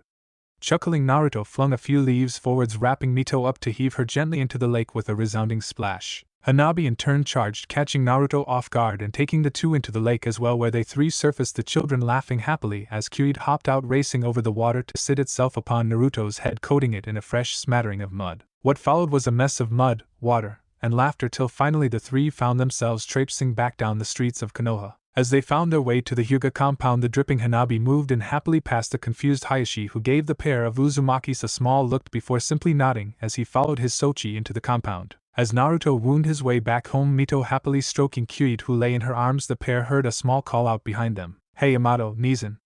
called a familiar tone as the pair turned, Mito whirling around smiling as she raced down the dirt street past a few shops that were just putting out their lanterns, throw herself into a tackle of greeting, almost taking Naruko off her feet. "Nei-san!" called Mito excitedly as she plowed into her sister Naruko, chuckling happily as she held the girl close, looking over at Naruto with one eyebrow cocked up. "So you take her swimming or what?" chuckled Naruko as Naruto shrugged, smiling over at his sister. "Yes, something like that," replied Naruto as Mito detached herself from Naruko only to fling herself sideways into Minami, who stepped up beside her sister, taking the tackle in stride and spinning the girls around a few times before settling her down as she took in their appearance. "Kazan's not going to be happy you managed to get this messed up," smirked Minami as Naruto gave a sheepish chuckle even as Naruko moved over, offering a small shove of greeting. "Just couldn't keep from training, could you?" smirked the girl as Naruto shrugged. "What can I say, I'm stubborn like that," replied the blonde as Minami and Mito stepped up as well, Kyuid now perched on the little girl's head, blinking around at the group. "Yeah, it's kind of a family trait," smirked Minami, looking over at Naruko, who looked a little embarrassed as she looked away. "Well, come on, we can't be late today," called Naruko as she struck out, the rest of the siblings falling in beside her as they moved forwards down the road, chatting with one another till they arrived at the Namikaze's residence. As the group moved forwards past the gate, the door to the home burst open, Kushina smiling beside Minato as in the background voices could already be heard, the light of the doorway flooding out onto the area, falling across the four siblings. "Happy birthday!" cried several voices, causing Naruto, Minami and Naruko to smile as their parents and loved ones moved out to surround them, the lanterns of the front yard blazing into life as the smiling faces of their teammates, senseis, friends and family circled them. With much laughing and a few scoldings for Naruto's appearance, the group moved back inside, sharing both food and drink, all celebrating the day that the three siblings entered into their lives. As the night moved on and gifts were exchanged, it eventually finished with the Namikaze family all grouped together before the couch, Minato and Kushina sitting beside one another, arms looped around each other, with Minami, Naruko and Naruto all standing in front of them, Mito smiling between her siblings, still holding Kyuid, who looked puzzled at Shizen, set off the camera, capturing the family complete, for the first time in what felt like forever. As that picture flashed to life, it was soon joined by others, depicting everything from Naruto and Minami with arms wrapped around each other's necks to a blushing Hinata receiving a kiss on the cheek from Naruto, to Mito pulling a puzzled-looking Sikaku towards the yard where a few children cheered to meet the seedling. As more and more memories were captured that night, the party continued even as Naruto ducked out to catch his breath, looking up into the sky where the moon now shone above them, casting a warm glow upon his face. "Well, Naruto, what do you think?" asked Jiraiya as Naruto smiled, looking up at the sky. "I think I have my family back. And now it's time to make sure they are looked after," breathed Naruto as inside the mindscape Jiraiya nodded, looking around to see Kurama and Kyuubi both sleeping, their tails wrapped around one another, as off in the distance Shikaku and Goku were busy working on something, even as Chome continued to dive bomb them with questions. "Hi. We have our work cut out for us," replied Jiraiya as Naruto nodded, looking around as the sliding door opened, the forms of his family appearing in it as he smiled up at them. "But it's worth it," thought the teen as he pushed himself up, moving over to his family, as Jiraiya nodded. "Hi. It always is," whispered the woman as she watched her children under the moonlight. Struggles were upon the horizon for them all, but just for tonight it was alright to forget that, and enjoy what they had won. "Okay, and skip time everybody. First let me say thank you all for all the help in supporting me, and sorry this one took so long. As you might have noticed, I kind of started working on a few other works that I hope you also enjoy. I know there wasn't a lot of action here, but it's more of a setup for the time skip, so that was bound to happen. So next installment will be in 3 years. What will change? Who will change? What will Mito become? The answer to all these and more are right here. 1. Not much LOL. 2. Everyone. 3. Read below. As a thanks for being so patient, I decided to include the prizes for the contest as a way of saying thank you and also giving you just a bit more to look forwards to in the coming chapters. Thanks again to everyone who reviewed, followed, and favored. It is thanks to your support that this story will never be abandoned. Enjoy Minami's summon. Minami stood in the center of the backyard of the Namikaze residence, standing about the same height as her sisters had when they had turned 10. The years had changed Mito into a miniature version of Kushina at the age of 12, excluding the baby fat that Kushina had still carried at that time. She now wore a black battle kimono with an intricate chain design that wrapped around her body in bright golden lines. The design traveled down her sleeves and legs, stopping at where the elbows and knees came up. Over the kimono she wore a bright red coat that stopped just at her sleeves and small of her back, giving her a tomboy look despite her long hair and delicate features. Mito had taken to carrying her hair in a single long braid that fell across her front, accenting her developing bosom. However, one thing that had not changed was the girl's excitable nature. While she may have calmed down over the years, she still was a fountain of excitement, and hard to find not happy about something, although her patience still needed a little work. "Kazan, come on, I've been waiting for this forever. Aniki and Nizans have had theirs for years, and I got straight A's just like you wanted," the redhead called, setting her fists on her hips and looking more like a mini Kushina than one would have thought possible. Across from her, Kushina was smiling over at her youngest, holding a large scroll out in front of her with a smirk. "That I did, my little museum, and here it is, the summoning contract your Aniki and I found back in Wave," Kushina called, holding out the scroll that Mito excitedly accepted. "Awesome, thanks Kazan. What is it? Is it dragons? Or phoenix, or maybe even a tailed beast like everyone else has? Wait till Hanabi sees this, I'll finally have a one-up on him," asked Mito as she unrolled the scroll in excitement. Kushina in the meantime just shook her head at the girl's excitement. "Sorry Mito, can't tell you, we kept it a secret just for today, and I'm not going to ruin the surprise now, so just like we practiced," called Kushina as Mito excitably opened the scroll into the backyard and summoning a single golden chain to prick her finger before spearing in onto her palm and flying through the hand signs. "Kuchios no Jutsu," the girl called as she slammed her hands into the ground before there was a sudden burst of smoke. Mito looked around in the smoke, excitedly trying and failing to see what she was looking for. For a horrible moment she feared that she had somehow messed up, or that whatever was there wasn't going to be interested in being her summon. Then there was a small voice. "Hey, where am I?" "Wait. Alright, this is gonna be awesome," called an excited voice as the smoke cleared away, showing the creature that Mito had summoned. There, standing in the center of the clearing smoke, was a small red creature about the size of a dog with bright red fur and black legs ending in pawed feet. Its tail was a mix of red and white stripes that ended just where the tails of its black coat came to an end. The coat went up the creature's back, ending in a raised collar around its neck that framed a furry face where 2 black eyes sat in a white face, with 2 small tufts of ears on top. What stood before them was a red panda. For a second Mito just blinked down at the little guy before she let out an all-too-girlish squeak of excitement that caused the little guy to jump and turn to face her. The two just looked at each other for a moment in silence before Mito spoke. Hi, I'm Mito, and I guess you're my summon. If that's okay?" the redhead asked, scratching her hand idly as she held out a hand awkwardly. The red panda seemed to consider her for a moment before it jumped forwards with a happy little cry of excitement. Hi, I knew it, this is awesome, we have a summoner again. Oh, thank you, thank you, thank you. Oh, my name is Kuro. But who cares, this is awesome, called the small bundle of fur as it jumped into Mito's chest, causing her to fall over, letting out a giggle as the furry creature nuzzled against her. Hee, cut it out, giggled Mito as she tried to pry the little furry creature off of her for a moment, before giving up and simply holding it close, giggling in turn. Kushina watched with a smile on her face as the two rolled on the grass. Kushina and Naruto had managed to figure out the summoning, but had kept it a secret to give it to Mito when she reached the proper age. Kushina was the holder of the contract currently, and had arranged for this little situation. She had Meet the Boss summon a few years back, and it turned out that she had a little bundle of joy just like Kushina had, so they had hatched a plan to have the two become partners.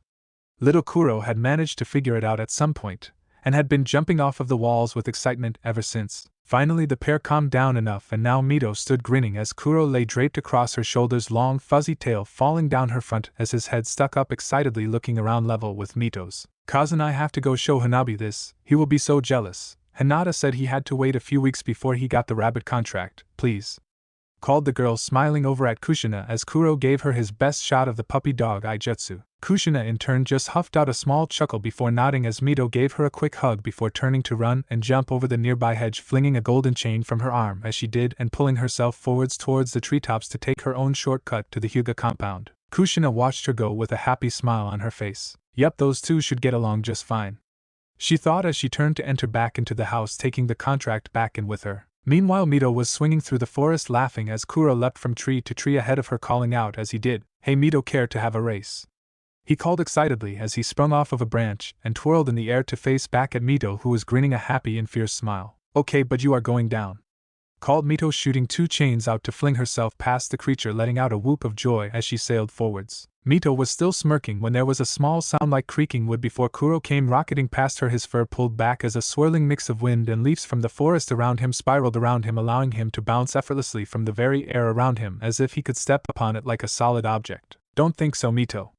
I'm winning this," he called out as she rocketed forward, seemingly off of the thin air, causing Mito to let out a defiant laugh, firing off a few more chains to fling her forwards. "My summon is awesome," she cried as the two raced into the forest faster and faster. After a few minutes the two reached the outer edge of the Hyuga property. However, the two were going so fast that stopping seemed like it would be an issue. The pair hurtled out of the forest, their eyes going wide as they saw the wall of the baths standing before them. With a crash the two flew through the wall, splashing into the large spring that served as the outdoor bath, soaking the pair. Mito and Kuro came up from the water, both coughing and spitting water before spying each other and letting out laughs that didn't stop until the Hyugas arrived to find the source of the commotion. Enjoy Hyuga events. Hanabi had just finished a day of playing with Mito and had found himself cleaning up back at the Hyuga compound before heading to dinner with his family. He had spent the day playing with Mito and Kyuid while working on putting their shinobi training into practice in their games. At the moment it was in the form of chasing after and trying to catch hold of Kyuid, which wasn't easy when the fox didn't want to be caught. He could break through Mito's chains, and Hanabi's moves seemed to do little more than tickle the fox. Worse yet was that when they did manage to tackle the creature, Kyuid would just pull them off in his soft tails, the fur tickling them as he set them aside and shot off again. "At this rate we'll never manage to hold him down. But I think I swallowed some of his fur again," said the boy as he pulled off his shirt and caught a few of the stray black hairs in his mouth as he moved into the bath. Idly he heard a voice but didn't pay it any mind, thinking that it was just someone else in the baths. As he entered he looked around, not spotting anyone, just shrugging as he moved over to start washing himself off. "Now come on, think Hanabi, how are you and Mito ever going to catch Kyuid? Maybe we could set up some wire traps like Irika-sensei was showing us." The boy continued speaking to himself as he sat down, his eyes closed as he worked the suds up and down his body. For a few minutes the boy was preoccupied with the soap on his body again, ignoring what sounded like someone speaking to him from a great distance.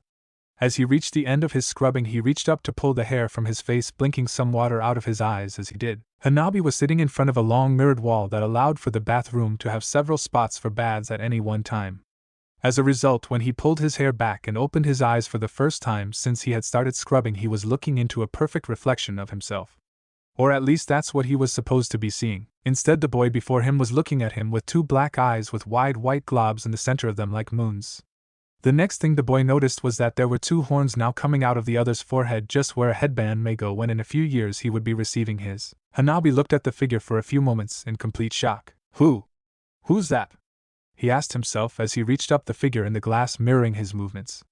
With a sudden thought, Hanabi reached up a hand idly to feel his own forehead, his heart stopping as his fingers traced over a pair of horns just like the figure before him. The boy's reaction was quite reasonable in its own way, though the rest of the Hyuga household may have disagreed on that point. From the dining room where Hitomi and Hinata were working to set the table, they suddenly heard a shout of pure horror and a commotion, causing the two to turn towards one another with equally puzzled looks. "Cousin, did that come from the baths?" asked Hinata with mild concern as Hitomi nodded in reply. However, before either could do anything more than wonder what was happening, pounding footsteps came rushing by. The two women looked up to see Hanabi, still wet with soap, clinging to his body, running by in a dead sprint, his hands clutched over his head, grabbing onto his new horns, his black and white eyes wide as he let out a stream of excited, horrified cries. "Eh! I knew it, she is a devil, she turned me into one just like her." "No. I don't want to be a devil, someone help, I need to push them back in." "What? No, you calm down, I'm becoming like her, I don't want red hair, no, leave me alone, you don't understand." "Taozen, help me." "Stop laughing." "Kakasanen. Nisan. Help," cried out the boy as the pounding seemed to travel the full circle of the compound before finding its way back to the dining room, the soaped-up boy plunging into it, looking around in a panic, and spying the two figures he was looking for, letting out a small cry of happiness as he flung himself into Hitomi, almost flipping the women over. "Cousin, you can help, right? Please, I don't want to become a redhead." Hanabi cried into Hitomi's chest, as Hitomi looked from the boy to Hinata and back, trying to suppress the laughter that was building in her chest. Hinata in the meantime looked round to see Hayashi standing in the doorway, trying not to smile at the source of Hanabi's fear. With a small chuckle, Hinata moved over to rest a hand on Hanabi's head, causing the boy to look up at her, his eyes still wide. "Amato, you're not becoming a devil, I think you awakened eyes like mine," Hinata whispered gently to the boy as her eyes shifted to a matching pair like Hanabi's, the two rabbit-like horns sprouting on either side of her head. Hanabi looked from Hinata to Hitomi, who was smiling as she nodded down at her Sochi. From the door there was a small cough and Hanabi turned to see Hayashi standing there, a small smile upon his face. "Hanabi, as proud I am to see you achieve the next stage of the Byakugan, maybe it would be better to have this conversation with pants on. Wouldn't you agree?" the man said, causing Hanabi to suddenly freeze as he noted the state of himself. With an almost Hinata-like leap, he dove under the dining table, only his face showing but glowing bright red from embarrassment. All the same, Hanabi had managed to calm down later, and had even begun to get tutored by Hinata in the days to come on the functions of his new abilities. Needless to say, it had taken some getting used to for the boy, but after a time he had managed to get the hang of it. It was a few days later Hanabi found himself along with Mito again facing off against Kyuid in a mini-battle in the back of the Namikaze compound. Even with his new abilities, the fox proved too much for the children to handle, and so the two found themselves sitting on the porch, both looking out tiredly, as Kyuid bounded around the yard chasing a butterfly with apparent interest. "Hey Hanabi, so what kinds of things do your new eyes do anyway?" asked Mito, her legs swinging under her, as she looked over at her friend.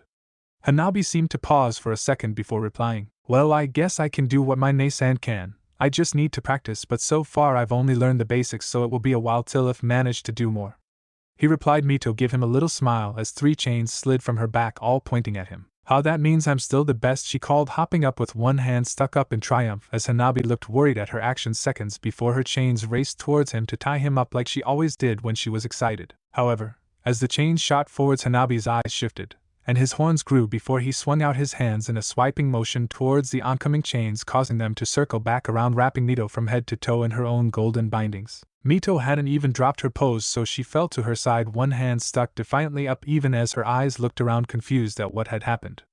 For a second Hanabi just stared at the downed girl before letting out a little laugh and standing up. "How, not this time, Mito? Now who's superior?" he asked, looking down at the girl who was giving him a pouting look from behind the golden chains.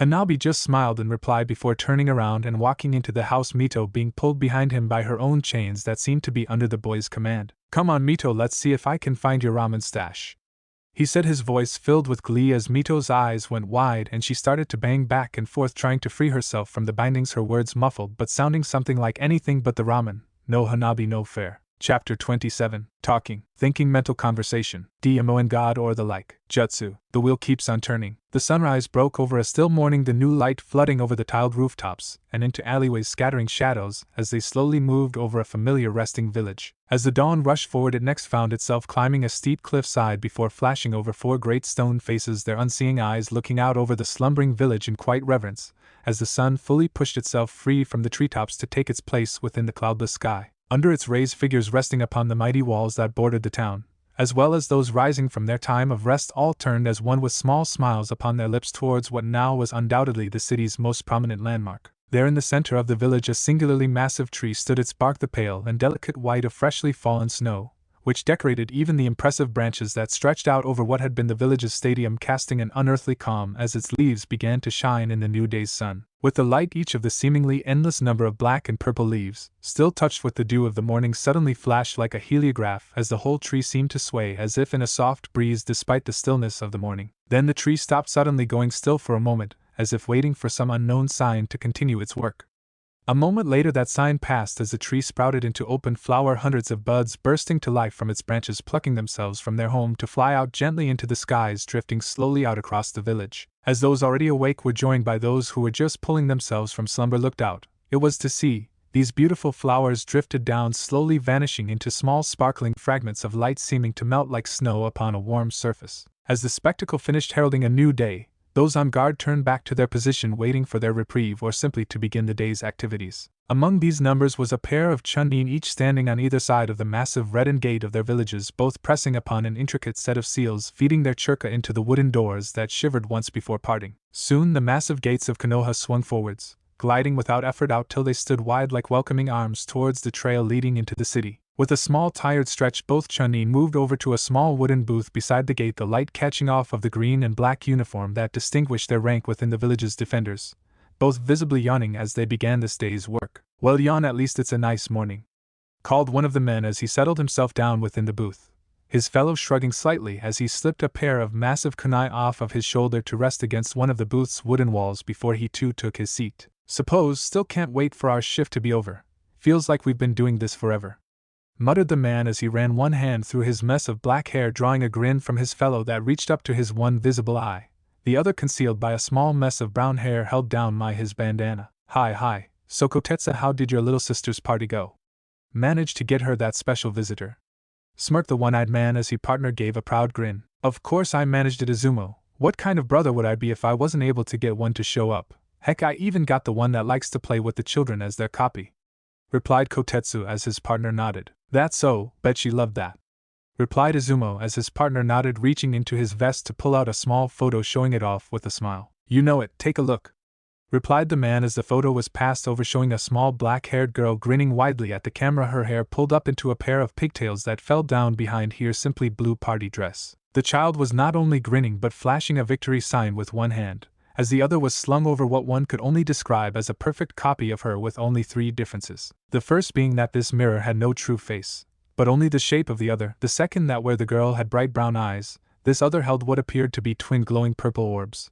And finally, the fellow was a single unified shade between deep purple and black. "Yep, I think you're her hero for that one," commented Izumo as Kotetsu took the photo back, smiling at it for a moment before pocketing it with a grin. "Yep, I'm just lucky that two were still in town. Heck, Naruto's been gone on that mission for a while," remarked the man as his partner nodded, flipping through his list a few times before grinning to himself. "Well, looks like he's due back today. Looks like you might get to say thanks to him in person," remarked Izumo as the two turned their eyes out towards the open dirt road leading into the village. Meanwhile, a considerable distance down that road, a familiar blonde-haired youth was stepping forward, his orange trench coat billowing out behind him as he moved ahead, his hands slipped into the pockets of his blackened pants that still matched his shirt, both decorated with a few touches of color in the shape of bright orange falling leaves that wrapped around his neck and down one leg. From the rear, one could also see the black tree that decorated his back, 8 bright fruits depicted hanging from its branches, shining lightly like the twin, red and yellow, metal headbands tied to either arm of his coat. Idly the teen paused, turning his mismatched azure and amethyst eyes upwards towards the equally blue sky, a small smile touching his lips as the sun beat down upon his golden locks. "Hey Jubi, is that what I think it is?" asked Naruto to apparently no one as he turned back towards Konoha, a small stirring within his mind blinking to life before seeming to brighten at his question. "Hi, that's her all right. Hurry up and get back to Konoha. It's about time those idiots let her come." called Jubi excitedly as Naruto let out a small chuckle, letting his hand fall to his side as he stretched slightly, his taller body popping in a few spots as he nodded. Right, it's been 3 years since the last one? Asked the blonde as a small stream of black orbs began to tumble from his sleeves, slowly snaking up his legs, encasing them in a blackened shell. As this was happening, a larger orb carrying 7 green strips popped free from his back, cracking open to form into an armored figure, the same height as the blonde, shaking its head slightly as it let out what sounded like an annoyed metallic hum, even as behind its 6-bladed wings stretched out the light glinting off the deadly appendages. "Too long, just go," called Jubi excitedly, causing Naruto to grin as the pollens finished forming over his legs. "Okay, sides, I have a date, can't be late for that or I'll be getting another scolding by Bunny-chan."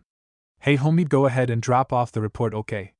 replied Naruto, glancing over at the seedling, who gave a nod before shooting off into the sky as Naruto crouched forwards like in a running start. As his body moved down, his armored feet dug into the ground, while from the heel a small pulse appeared as a single pollen seemed to shiver before detonating into a small blast of purple chakra, visible for an instant as it added its own force to the blonde's step. The next moment Naruto was blasting forwards down the road, small wisps of purple chakra swirling behind as he flickered forwards at such speeds he seemed only to be an orange blur that shot towards Konoha. As a familiar blonde teen was tearing his way towards Konoha, within the village upon a small training field stood 2 figures, both facing each other. As the two focused on each other, the first lowered herself into a practice stance, her arms held up like those of a boxer, as she shook a few blonde strands from her before her blue eyes. The green vest she wore already covered in a few spots of dust, along with the blackened umbu-style pads and wrappings that covered her legs. Behind her vest, the simple short-sleeved red kimono shifted slightly, showing her arms tight with muscle but unblemished by a scar as she cracked her neck slightly. "Well, what are you waiting for?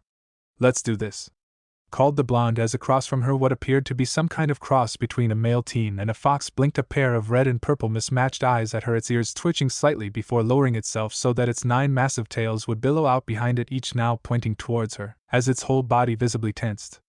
For a moment neither figure even seemed to breathe. Then, as if some silent signal had gone up, both charged at the same moment. The blonde was faster, and closed in, swinging an arm out in a devastating strike that was brushed aside as one of the fox's swinging tails smashed into her wrist, sending the blow wide. Even as the first blow was turned aside, the fox fired a pair of tails forwards like blackened spears, forcing the girl to smash one sandaled foot into the ground, the force flinging her up. As she rose, the blonde twisted in midair, spinning as the tails shot under her before righting herself to bring her extended leg down into a devastating axe kick. With a thump of impact, she saw her leg smash into 4 of the fox's tails, the force enough to cause the powerful appendages to buckle slightly, even as its paws caused small cracks to appear on the training field. Before the blonde could react to this, 2 of the tails spun around her leg, binding it in a tight embrace. The next moment she found herself flying across the field, courtesy of the tails hurling her through the air like some human softball. As she closed in on the trees bordering the field, the blonde managed to right herself enough to smash both feet into the side of a large tree, her impact sending leaves falling, even as with a burst of force she flung herself forwards at the fox, her fist extended to smash into its blank face. Her momentum proved enough for the fist to find its mark, as with an audible smack the fox found itself flying back. A triumphant smirk spread across the blonde's face as she saw this, only to fade a second later as she felt the familiar tug on her arm. "Crap!" roared the blonde as she found herself being pulled along with the fox as it flew back, courtesy of the tail that had managed to wrap around her arm even as her attack landed. What resulted therefore was that both combatants found each other rolling head over heel across the field with a chorus of humming yips and annoyed cries before both finally came to rest in a small pile upon the grassy field. Groaning, the blonde girl raised her head, pushing one of the black tails off of her face as she turned towards the sound of padding footsteps. As she turned her blue eyes up, it was to see the smiling face attached to a mop of bright red hair that fell over the figure's red jacket, which in turn draped over a black battle kimono only decorated by a few golden chain designs that carried down the girl's sleeves and pant legs. Despite her current position, the blonde found herself smiling up at the younger girl as she pushed herself up, dusting off some of the dust as she rose to now look down at her little sister. "Well, what do you think, Amato?" chuckled the blonde as the younger girl took a thinking pose for a moment before grinning widely up at the older girl. "Sorry Narrakanizan, but Kyud wins," replied the girl happily as the black fox creature raised its head, yipping happily as it too rose, even as Naruto shot it an annoyed look. "Oh come on Mito, I won that one fair and square, you're biased cause he's fully," called Naruto in an annoyed voice as she set her fists onto either hip, squinting down at her red-headed sister who gave a wide grin. "Sorry Nasen, but Fluffy always wins," giggled Mito as Naruto gave her sister a small glare before a wicked smile crossed her lips. "Well then I suppose I just have to pick on someone who isn't so fluffy," replied Naruto as Mito froze, her violet eyes going wide for a moment before letting out a worried little laugh. You wouldn't do that, would you, Naranizan? Asked Mito a little too innocently, her eyes blinking a few times as her hands came before her, as she attempted to look as innocent as possible. Don't think so, Amato, that doesn't work on me, replied Naruto, cracking her neck slightly as Mito let out another nervous chuckle before turning to Kyuid. Kyuid! Run! Cried the redhead, turning to spring off as Naruto charged after her, both smiling widely as the chase began, Kyuid following after, letting out small yips of happiness. The chase carried on around the field for a few laps before Mito found herself in a loving hold of Naruto, who was rubbing her head with one fist as the younger girl tried and failed to escape her pleas mixed with both girls' laughter. A moment later, however, a small hum drew the pair's attention around as Naruto turned with Mito still in her arms towards Kyuid, who was looking up at the sky. Following the fox's gaze, the two sisters looked up in time to see a six-winged figure rushing past overhead, causing both to smile widely. Well, I guess I'll have to put off your punishment for now, chuckled Naruto as she let Mito slip to the ground, where she shot and slightly annoyed look up at her sister before it vanished into a wide smile as she pushed herself up, reaching out to grab the blonde's hand, tugging her forwards. Come on, Nae-san, Aniki's back. Kyuid, come on, cried Mito happily as Naruto chuckled before allowing herself to be dragged forwards off of the training field as Kyuid let out a small yip before jumping towards the little redhead. As the black creature flew through the air, its form suddenly shivered before with a small plop the shrunken form of the fox landed happily upon Mito's hair as the group dashed out of the training field. As the pair of Namekes were rushing out of the training field across the village, a large elegant home stood basking in the new day's sun. Within the walled compound, a small open area, part garden and part training area, stood bordered by wooden floors that acted as the perfect viewing area for a pair of figures who sat silently, their eyes trained upon the garden area. Following their gaze, the focus became apparent as two figures performed a series of fluid movements before them, bending and swaying as though dancers in the midst of a beautiful performance. With a final step, both dancers suddenly shot forwards, their feet snapping into place before them as their arms both shot out palm open as the air around them seemed to shiver with some invisible power that caused the small bushes and trees within the garden to shiver. As the two finished this position, a small clapping caused both to turn, smiling softly to see the source, a beautiful pale-skinned woman with deep blue hair beaming at them, her gently eyes trailing over both. Beside her, a stoic man gave the pair a glance before even his stiffness broke as he offered a warm, smiling nodding at the two's work. An excellent demonstration, Hinata, Hanabi, called Hayashi, glancing between his two children, his eyes first moving over his son. The boy had changed as much as his friend over the years, growing taller, as well as gaining even more of his father's features, though his dress now replicated that of his cousin Niji in the white priest-like kimono he wore, accessorized by his blackened pants and bare forehead.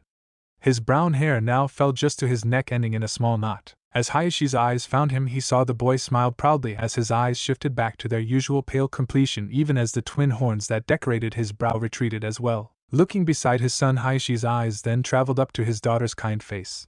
As her own eyes shifted back to their pale norm, the twin horns, that gave her the appearance of having large white rabbit ears, slowly crumbling to wisps of chakra, allowing her long blue hair to wave gently down over the cream-colored vest tied just under her chest with a violet band. As Hayashi watched, Hinata bent slightly, brushing her gray leggings free of some dust that had found its way onto both them, and her blackened sandals that reached up to just under her knees. The years had done their work well in transforming Hinata into the beautiful young woman who now stood before him, and Hayashi knew that he was blessed to have her as a daughter. Thank you, Too-san, smiled Hinata as she turned her eyes over to see her mother smiling at the two. So how's Hanabi's skills progressing? Asked Hitomi happily as her daughter looked down to her brother, smiling happily as she pulled her hands to rest behind her back. Well, Hanabi-kun's been practicing very hard with Maida-kan, so he's doing very well, replied Hinata with a small cock of her head to accompany her smile. Her words caused Hanabi to suddenly blush, looking pointedly away from his sister's gaze as Hitomi raised a hand up to stifle a giggle at her son's embarrassment. Beside her, Hayashi let out a heavy sigh, his eyes moving upwards past the small roof and up into the skies as he privately prayed to know why his children were so infatuated with such eccentric people. As Hayashi's eyes scanned the skies for his answer, a small blur of movement caused him to pause before he found himself letting out a small breath, drawing his family's attention. Hayashi? Whispered Hitomi, leaning over as the stoic man's eyes dropped down to Hinata, who blinked towards her father in apparent confusion. Hinata, it would seem that your boyfriend has finally returned. You are dismissed for the remainder of the day from practice, spoke Hayashi in his usual stoic tone as beside him Hitomi smiled broadly as Hinata's eyes lit up. With a few quick steps, Hinata made her way over, reaching around to give her father a small hug before shifting over to her mother. Then she was off, running towards the compound gates as both parents smiled after her, Hitomi's eyes turning around to Hayashi with a knowing smile playing across her lips. Well, Hayashi-kun, that was awful nice of you. whispered the woman, giving the stoic man a small nudge that he tried to ignore before looking over to see that Hanabi was smirking over at him as well before his finally went lax, shaking his head at himself. I simply do not wish to deny my daughter any happiness, replied Hayashi stoically as Hitomi let out a small giggle looking over to her son. Your Two-san doesn't want to get Hinata-kun angry at him again. I think he's still afraid of the consequences, giggled Hitomi as despite himself Hayashi shivered involuntarily, his lips parting into a small murmur. How was I to know that Roku's cousin was such a terrifying creature? The fur everywhere, shivered the man as the other two Hyugas gave the man a slightly pitying look before turning their attention back to one another, as Hanabi moved over to help his mother into her chair along with his father. Meanwhile, Hinata found herself skipping past the two gate guards, both smiling as their heiress waved back to them before she turned to race down the dirt street. As Hinata weaved in between a general bustle of the village, she passed by a familiar restaurant, its flaps opening as a pair of kunoichi emerged, both watching as the smiling girl ran past. Hey Hinata, called a pink-haired girl waving towards the pale-eyed heiress as she vanished into the bustle of the village. With a small sigh, the kunoichi let her arm fall over the red sleeveless vest and pink split skirt that now decorated her from alongside a pair of shot black pants and high black sandals like those Hinata wore. Well, she sure was in a hurry, muttered the girl, bringing a hand up to run through her pike hair that lay just to the small of her back, held back by a metal headband carrying a small leaf insignia, as she cast her gaze over to the brown-haired kunoichi that stood beside her. It's okay, Sakura, I'm sure she just didn't see us, spoke the girl, pushing her brown bangs back from the green vest she wore over the light purple battle kimono that flowed down into two wide sleeves that swayed gently like the slitted skirt she wore, just like Sakura's, her legs bare from the knee down to the standard shinobi sandals. Her words caused Sakura to raise both her arms in a slight shrug as she breathed out a sigh. You're right, Yakumo, so want to go meet Shino, Kurenai Sensei? I said we had a mission coming up, commented the pink-haired girl. Across from her, Yakumo nodded slightly, reaching up to brush the mop of brown hair back over her back where it fell to a braided point decorated by a pair of small yellow clips she had kept from childhood. Hi, replied the brunette, her brown eyes closing into a smile along with Sakura's emerald one as the pair turned from the small wooden ramen stand. Soon the two were away, heading towards the training fields, moving steadily into the throng on the village streets. At the same time, across the village within the large red building adorned with the symbol of fire, a blonde figure sat behind a large wooden desk piled high with writing implements and scrolls both open and closed. Directly behind the desk sat a wide window that let in trails of light that illuminated the office before it, showing a few stacked bookcases as well as the framed faces of the village's kages all on full display. As they looked on to see the man behind the desk let out a tired sigh as he pushed himself back from his work, hands moving up to wrung figures through his blonde spiky hair. These early mornings are going to be the death of me, muttered the man a moment before his senses screamed at him to duck. With unbelievable speed the man shot down just as a familiar figure slammed through the closed window in a shower of glass, promptly catching its foot on the edge of the desk, taking both itself and the piece of furniture with it tumbling end over into the center of the office where it came to rest. Hokagesama, came several voices as black-dressed figures appeared, dropping down their white porcelain masks, turning to face whatever had just arrived as they placed themselves between it and their charge. With an audible sigh, the blond man leaned up in his chair, his eyes tracing around the general disarray of the room before he blinked over at the thing that had flown into his office just in time to see an armored head popping up, two mismatched glowing eyes turning to him as a single ponytail swung from the back of its black spiky hair. Homide, sighed Minato audibly as the umbu all relaxed around him, most shaking their heads at their clumsiest member's arrival. Among the group, as purple-haired kunoichi stepped forwards, her hands moving to her hips as she glared down at the seedling from behind her mask, causing even the armored creature to shrink back with a worried metallic hum from behind its glowing vented mouth guard. For an armored figure, Homie desperately tried to appear pathetic under the woman's gaze, which only seemed to annoy her further. Don't even try looking at me like that. What kind of a guard nearly kills their charge? Called the woman as the armored figure watched her for a few moments before letting its head drop with a sad little hum. Behind the woman, the two remaining umbu gave each other a small glance before shrugging as they summoned a few clones to assist with the cleanup, seeing their partner had things well in hand with the intruder. As the desk was pulled back into place, and the numerous scrolls and shards of glass either removed or restacked, Homide continued to be berated by the female umbu, till the room was finally repaired for the most part, leaving only a now glassless window to mark the events. As Minato turned his eyes around, it was to see Homide now kneeling as if prepared to commit seppuku, its six-bladed wings folded behind it as it shot wide-eyed glances between the woman beside it and Minato. The sight was enough to cause a faint smile to touch the man's lips as he let out a breath. Well, Homide, I take it Naruto's finished his mission, asked the blonde as the seedling turned to him, nodding a few times before its ponytail-like appendage shifted before slipping a scroll out from under its armored flaps, stretching forwards to drop it upon the desk with a small metallic hum. "I see," replied Minato with a serious expression that the umbu present recognized as fake the moment it was adopted. However, to the poor homie not such recognition was available, as it sat shivering slightly as it awaited judgment. For a few minutes Minato read over the report before at last he sighed, setting it down, fixing the seedling with a stern look. "I am glad the mission was a success, Homie. However, your most recent actions require some form of punishment," spoke Minato stoically as Homie looked up at him, obviously worried, despite its lack of facial features. "However, given you have just returned, that can wait. You are dismissed," finished Minato as the seedling looked from him to the umbu before rising to its full height, the same as Naruto's new size, as with a happy hum it began to spread its wings. "But you are forbidden from flying for the rest of the day, until your punishment is decided," added Minato as the seedling stopped looking over at the man before its wings dropped, a small sad hum issuing from its face as a few flecks of purple dust left it in what could almost be considered a sigh, accompanied by its eyes dimming slightly as its eyes closed slightly, the newest expressions the seedlings had managed, showing just how much this order affected it. As the seedling turned to slink out its head, Minato turned to see two of the umbu peeking out to look after it before turning to face him, their porcelain faces carrying even less expression than the seedling. "What?" asked Minato as one of the umbus spoke simply. "That was unkind, Hokage-sama.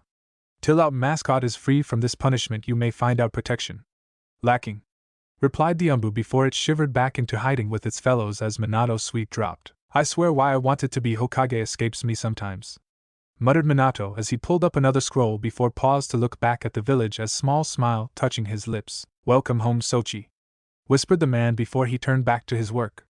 As the Hokage settled back into his work, Homie was shuffling down the building's steps, drawing a few looks but no more than acknowledgement as it passed by Shinobi and Kunoichi at their work. As the black armored figure passed one hallway, a pair halted to let it pass, both following its trail with their gaze before the first, slightly taller than his, fell let out a small sigh. "You know, at one time I would have found a giant armored by boy strange," whispered the man as he turned his black hair, that hung just to the nape of his neck, waving slightly across his pale skin that glinted like the light flickering from the steel headband upon his brow adorned with 4 etched lines. Turning, the figure gave a soft smile down the wrappings bound around his neck, shifting slightly so that the single end that hung down over his deep blue and tan kimono and black baggy undervest swung gently from side to side. As the man's brown eyes moved down towards his fellow, those eyes traveled down over the deep red locks of hair that hung low in a simple wave that ended in 2 small tails drawn tight by blue ties. Behind the mop of hair the girl's face turned up to his, a sharp look of intelligence upon it as her ruby red eyes turned up in a small smile to match her lips. "I guess,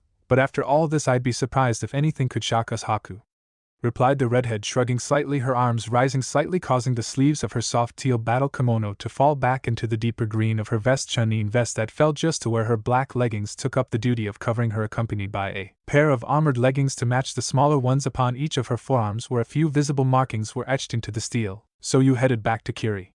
continued the redhead, her tone noticeably dropping in tone as Haku gave her a small smile. "I do have to report to my sama and Zabuza-sama Minami," replied the man in a gentle tone that caused the redhead to give him a slightly exasperated look. "I know that, it's just irritating," replied Minami with a small sigh. "Cheer up, Minamikan, cold boy will be back before you know it. And then you take him out to dinner and—" started the excited voice of Q before Minami cut into his mental stampede. "Thanks, Q, but not really helping," shot Minami as the fox quieted itself. Meanwhile, outside, Haku watched as Minami's face turned into a small contemplating look before her eye began to twitch slightly, drawing a small smile to his lips as he leaned down. The next moment Minami was pulled from her mindscape as she felt the cool touch of Haku's lips upon her own as she blinked to see the man smiling at her as he pulled out a smooth porcelain mask from a pack beside which hung a long needle-like blade. "Take care of my Minamikan, Q," spoke Haku as he donned his mask, moving out into the lobby and towards the entrance, as Minami blinked after him for a moment before blushing as she found herself smiling slightly after the black-haired man. "Well, that was sweet," called a happy voice that caused Minami to stiffen before gazing around to see a blonde-haired girl leaning out of a doorway with a knowing smirk on her lips. "You know you're going to get us killed," muttered a black-haired man as he stepped out of the doorway, glancing back at his blonde teammate as he ran a hand up through his pineapple-shaped hair. In response to this, his blonde companion shot him an annoyed glare, stepping from the doorway, revealing her 2-piece purple top and bottom accented by mesh where near her bare midriff. As Ino stepped out, she reached over to poke one figure into the black boy's green Chunin vest, giving him an annoyed look as she did. "Oh, Kenichi Shikamaru, let me enjoy this," fired off Ino as her blonde bang fell over her face, her long ponytail doing much the same across her back. In reply, Shikimura simply gave a tired sigh as he turned to Minami with a small wave. Yo, any advice dealing with crazy blondes?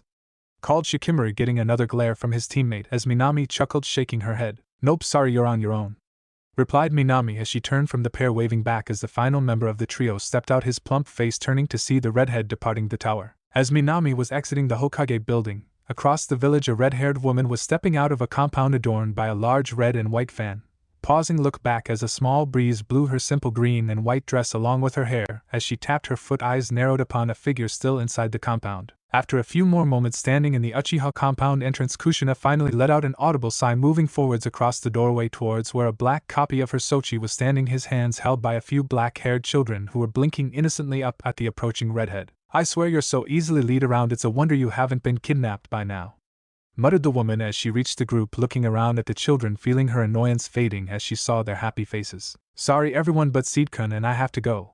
I promise we'll come back soon. So can I have him back? Asked the red-headed woman even as the children closed rank around the seedling, and a small chuckle drew her eyes around to a black-haired woman, her raven-colored eyes watching her over a small warm smile. You might as well ask the sun not to rise, Kushina, called a warm voice as Kushina shot her friend an annoyed look. Well then, how about helping me, Mikoto?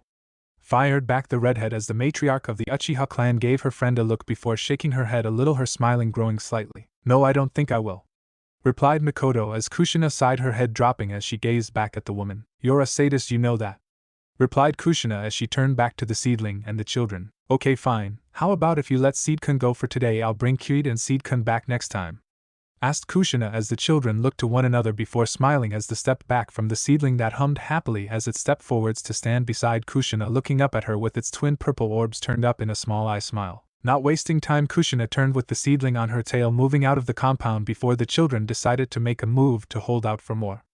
As Kushina and the seedling moved out into the street, both had to skip to a stop as a large dog, around the side of a pony, stepped past them, its fur the dusty color of sand. As the pair drew to a stop, the hound turned its mouth, opening into a doggy grin as above it a blonde-haired girl turned her deep green eyes moving over the pair, as she brought a hand up to rest against the red sash that decorated her black kimono, accessorized by the giant fan slung across her back. Hello, Kushina-san, spoke the girl as Kushina gave her a welcoming smile, reaching over to scratch the massive hound behind one ear as she did. Hello Temari, Kola, how are you? Asked the woman as Temari gave a small shrug, watching with a smirk as the seedling moved over to pat Kola, who gave it an affectionate lick, causing it to hum happily. Not bad, just heading back to Suna, the Kazakage needs the newest reports, replied Temari as Kushina nodded, the four of them moving slowly down the street as Kushina gave the girl a small knowing smile. After a moment of glancing over at the redhead, Temari finally let out an audible sigh as she folded her arms over her chest. You're as bad as Tsimsan, you know that, muttered the blonde as Kushina gave a wide smile, nodded. Oh, you know it, but I'm just looking after one of our own, replied Kushina as Temari shook her head, wondering if all women in Konoha were simply insane. Don't worry, I took Kola over to get looked at, and she's just fine, isn't the right girl? Called Temari as the dog let out a bark of agreement, moving close enough to rub affectionately against the blonde, who reached down to scratch at the dog ear happily. Meanwhile, across from her, Kushina was still smiling as she let out a small chuckle. Oh, I wasn't referring to Kola, I was referring to my student, added Kushina as Temari blushed slightly before looking away. Oh, well, he hasn't been neglecting his elemental training, and he and Akamaru are just fine, replied the blonde as Kushina smiled, turning to face ahead. Well, that's good to know. After all, can't have a cutie like him getting all banged up, spoke Kushina, smirking evilly as she spoke. Yeah, after all, started Temari before she found herself blushing again, her eyes narrowing as she glared over at the redhead, who was fanning innocence as she continued smiling ahead. Before Temari could continue her discussion, the pair paused as the seedling beside Kola let out a happy humming as it moved forwards just as the armored form of Homid rounded the nearest corner. Homid? Questioned Kushina before breaking out into a wide smile as she gave Temari a small nod. Excuse me, Temari, but it seems I have somewhere to be, spoke Kushina in a hurry as she turned to move after the two seedlings, leaving Temari to look after the retreating redhead and black figure, sighing to herself as she heard a small chuff from beside her. Looking around, she saw Kola giving her a pointed stare that she met for a few moments before letting out an audible sigh. Fine, we'll go and say goodbye before we leave, spoke Temari as the dog let out a happy little bark. As the pair reached the next street, they turned left towards where the Inuzuka compound lay and away from the outer gate. After all, Temari reasoned to herself, it wouldn't hurt to go and make sure that knucklehead was doing all right. Couldn't have him getting himself hurt. At the same time, at the massive gates of Konoha, a few shinobi and kunoichi were passing by one another, entering and exiting the village as a few villagers from outlying areas bustled into the village. As another pair were let into the village carrying their packs with them, a distant sound drew many of the milling crowd's attention back down the dusty road bordered by its twin lanes of swaying trees. As the group searched for the source of the sound, it grew steadily closer, an audible thud sound happening every second like clockwork, steadily growing nearer. Then just on the horizon a small blip of movement drew their eyes to accompany the popping sound as something orange shot towards them, streaking down the dirt road, sending up small puffs of dust in its wake. Just as a few of the villagers began to appear nervous, the surrounding shinobi relaxed, a few chuckling as they moved back to their duties. As the shinobi and kunoichi moved back to their duties, a pale-eyed girl arrived at the gate, her long blue hair waving around her as she turned her eyes left and right before they focused upon the orange blur. Spotting it, Hinata's face blossomed into a wide smile as she reached up her bare arms, waving towards the rapidly approaching blur. "Naruto-kun," called the girl happily as the approaching orange comet shifted in its course, turning towards the girl's call. A moment later there was a small blast of dust as the orange-blue shot through the crowd, passing over where Hinata stood, leaving only a puff of dust in his wake. As the group at the gate looked down the orange projectile's path, they saw where it seemed to end, a small swirl of dust slowly falling away to show a tall blonde teen smiling broadly, his orange coat fluttering around him as both his arms were bent up to hold the blue-haired girl like a bride, causing her arms wrapped around his neck to help hold herself in place. "Hello, Bunny-chan," called Naruto, happily smiling down at the girl in his arms that met his gaze with her own dazzling smile. "Hello, Naruto-kun," whispered Hinata happily before she blinked a few times, allowing her eyes to drop from the blonde boy's face to look down at her own position, as well as the many eyes, both shinobi and not now, looking at them, many sporting knowing smiles. With an embarrassing sounding little squeak, Hinata's face turned a magnificent shade of red as she looked pointedly away from the group, burying her face in Naruto's black shirt as Naruto gave a small smirk as he allowed a flood of pollens to wave to life from the folds of his coat, waving out in a veritable storm of purple and black leaves that swirled around them before shifting into a solid wall, cutting them off from any prying eyes. "Hinata, we aren't being watched anymore," whispered Naruto, his cheeks twitching up in a smile as the girl's face looked around before turning back to him with a warm smile, one hand reaching up to cup his cheek as she pulled him down into a soft kiss. After a few moments their lips broke and Naruto slowly lowered Hinata to stand beside him, their hands intertwined with one another. "Well, I may have to go on more long-term missions if this is my greeting," chuckled Naruto, his smile faltering slightly as he looked down to see Hinata's eyes flashing black, a pair of horns appearing from her hair, as he felt her delicate fingers grip his a little harder. "Or not," added Naruto, smiling as Hinata nodded happily, allowing her Byakugan to fade. "Naruto-kun, that wasn't funny," remarked Hinata as Naruto gave a nervous chuckle. "Well, nice to see you can still terrify the boy, Hinata-kun," chuckled Jubi as Hinata smiled, nodding her head slightly. "Hi, Kazan said I'm getting to be just like she was," smiled Hinata as Jubi let out a warm chuckle. "Oh, I bet Hayashi just loved that. Well, Naruto, you might want to drop the pollens," added Jubi as Naruto blinked at her before a small pulse of chakra caused him to smile as the leaves slowly fell away, allowing the pair to turn in time to see two of his siblings arriving, the younger one abandoning all pretense and simply flinging herself like a red missile at the blonde. "Aniakiki-ai," called Mito happily as she hurtled towards the blonde. As she neared her, violet eyes widened in surprise as from behind the blonde teen a familiar black orb appeared, its one bright yellow strip flashing once before a black figure burst to life between her and her target, its mismatched purple and golden eyes focusing on her, even as from the mop of its spiky hair a pair of tanuki ears twitched in time with its massive discolored tail. As Sikaku sprang into being, it hefted up one claw-like hand with a lazy hum as the appendage burst into a wide expanse of black sand. Mito, too late to halt her flight, and was carried into the soft embrace of that sand, like she had flown into some pillowed cloud. From behind Sikaku, Naruto allowed a smirk to play across his lips as he saw the redhead fall into the sand, watching as it warped gently around her before the seedling stepped back to allow the girl to shoot him a pouting stare, albeit upside down thanks to Sikaku's decision on how to hold her. "Aniki," pouted Mito cutely as both Naruto and Hinata let out small chuckles at her predicament. "Sorry, Yamato, but you remember the rules, it's training," called Naruto in a lofty tone as he looked over at his sister, who suddenly turned her pouting look into a wide grin. "Hi, I remember," called the girl happily a moment before she popped into a small cloud of smoke, a moment before Naruto felt an impact in the small of his back, causing him to stumble slightly as he turned his head back to see Mito smiling happily up at him. "Got you, Aniki," called the girl as from her hair Kyuid let out a happy humming yip before bouncing up and over to land on Sikaku's head, who gave an annoyed hum, its eyes narrowing in something like annoyance as the fox settled itself onto its head. "Okay, you got me," smiled Naruto, turned around to pick his sister up into a hug as Hinata smiled over at the other sibling, now stepping up smiling widely. So Naruto, what do you think? Called Naruto, smirking as she folded her bare arms across her green vest. Across from her, Naruto was just setting Mito back down as he gave her a welcoming look. I think you've doomed us all, shadow clones? Chuckled Naruto as his blonde sister shrugged. He's right, you know. Some things are not meant to have such power. Whispered Jubi solemnly. What my Yamato can handle it. Replied Naruto, beaming as from below the pair Mito nodded happily. Hi Aniki Jubishin, Naranizan's been teaching me all kinds of things. Called the redhead happily as Naruto smiled, reaching down to ruffle the girl's hair. I'm sure she has.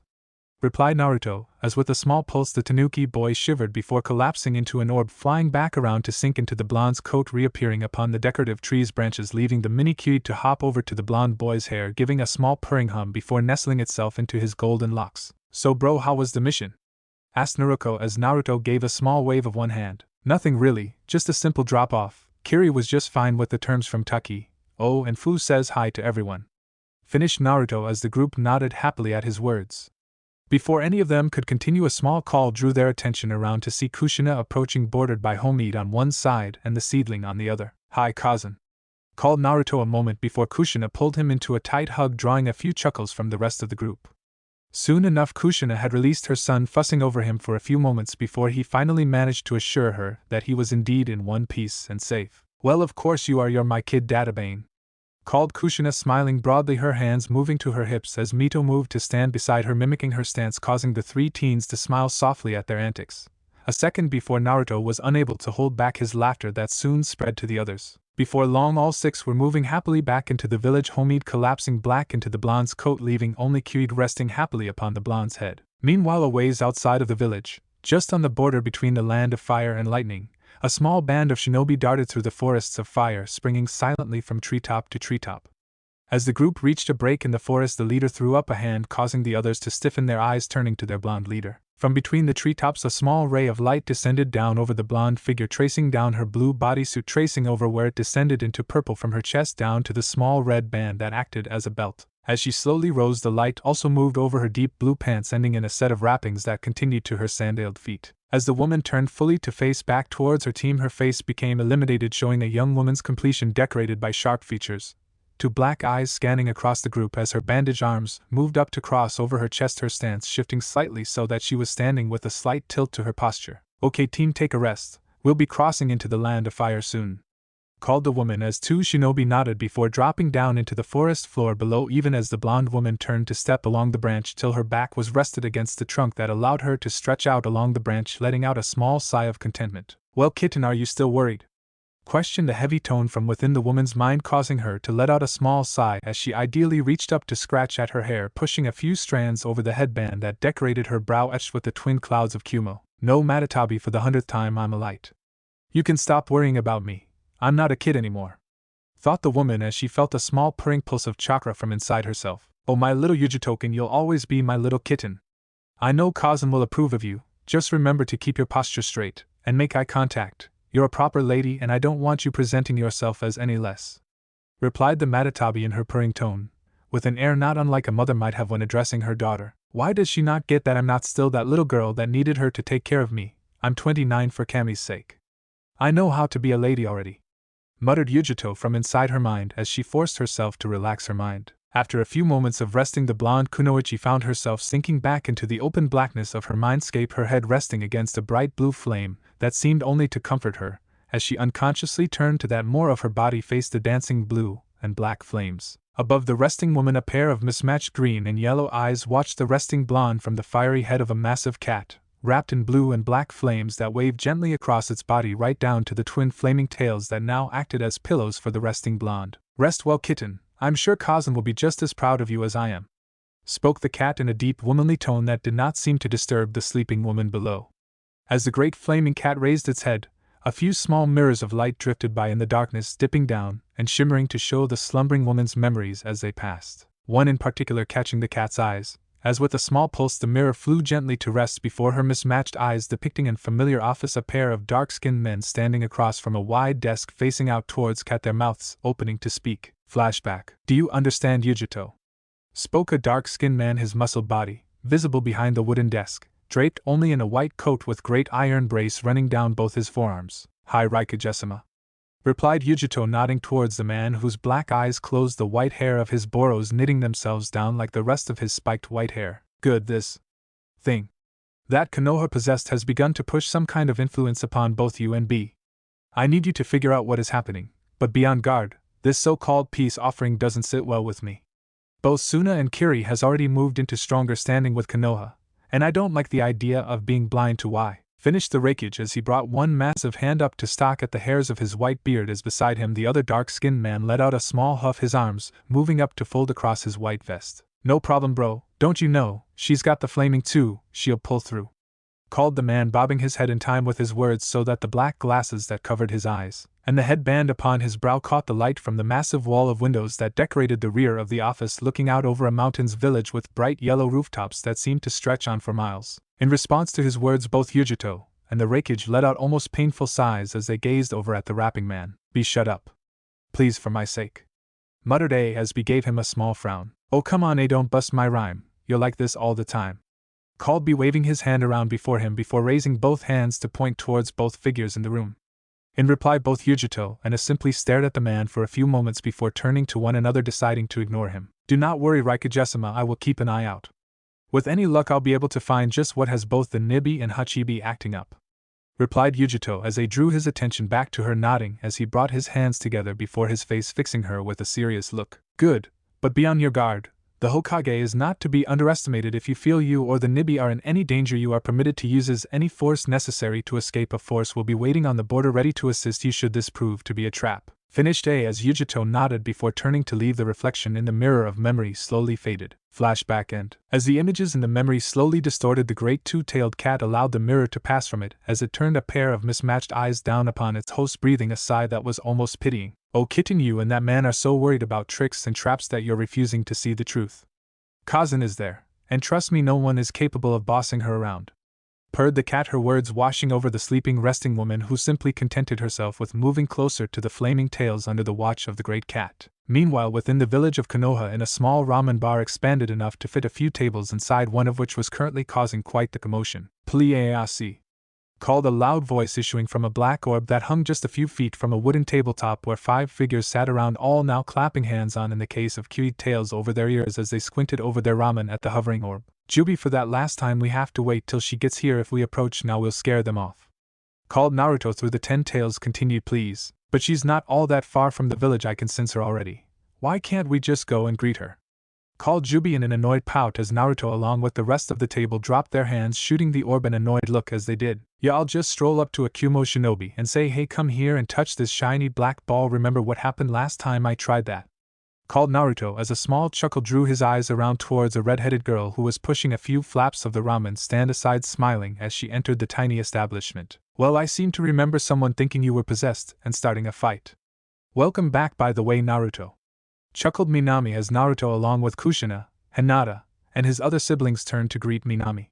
After Minami had found her seat beside Kushina, the hovering orb that was Jubi spoke again in a small pouting voice. "You know I could blow your head up," shot Jubi as Naruto smirked over at the orb. "Jubi, I'm not 8 anymore. I know you can't actually do that," replied Naruto with a note of amusement in his tone. "Besides, what's there to blow up? I've been there, not much to see," chuckled Naruto, drawing a few giggles from the rest of the table despite themselves as Naruto shot his sister a small glare. "Oh, you are so getting it for that," shot Naruto as his sister simply waved off his words, returning to her ramen as Jubi let out a sad little sigh, the orb slowly drifting down to rest on the table. As the orb settled down, the miniature Kyuid hopped lightly from Naruto's hair to land beside the orb, letting out a humming purr as it wrapped its 9 little tails around it, nuzzling up to it as it did. "Oh, thank you, Kyuid-kun, you'll protect me from the mean old shinobi," smiled Jubi's voice as the table couldn't help but smirk at the sight, even as Mito was passed another bowl of ramen from a smiling brunette across the bar. "So," started Minami before she saw Naruto stiffen along with Kyuid, both suddenly turning towards the back of the shop out towards the village gates.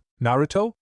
asked Hinata worriedly as the blonde's eyes narrowed for a moment before widening. "No," called the blonde, swinging himself around so that in a second his feet were taking him towards the entrance as both Kyuid and the orb pelted into his back, both appearing on the waving tree that decorated his retreat. "Naruto wa," began Naruto and Kushina before Naruto turned his head back, his voice coming out in a small panic tone. "The team from Kumo are under attack," called Naruto a moment before he was already out of the stand and dashing towards the village gates. First impressions. It was sudden.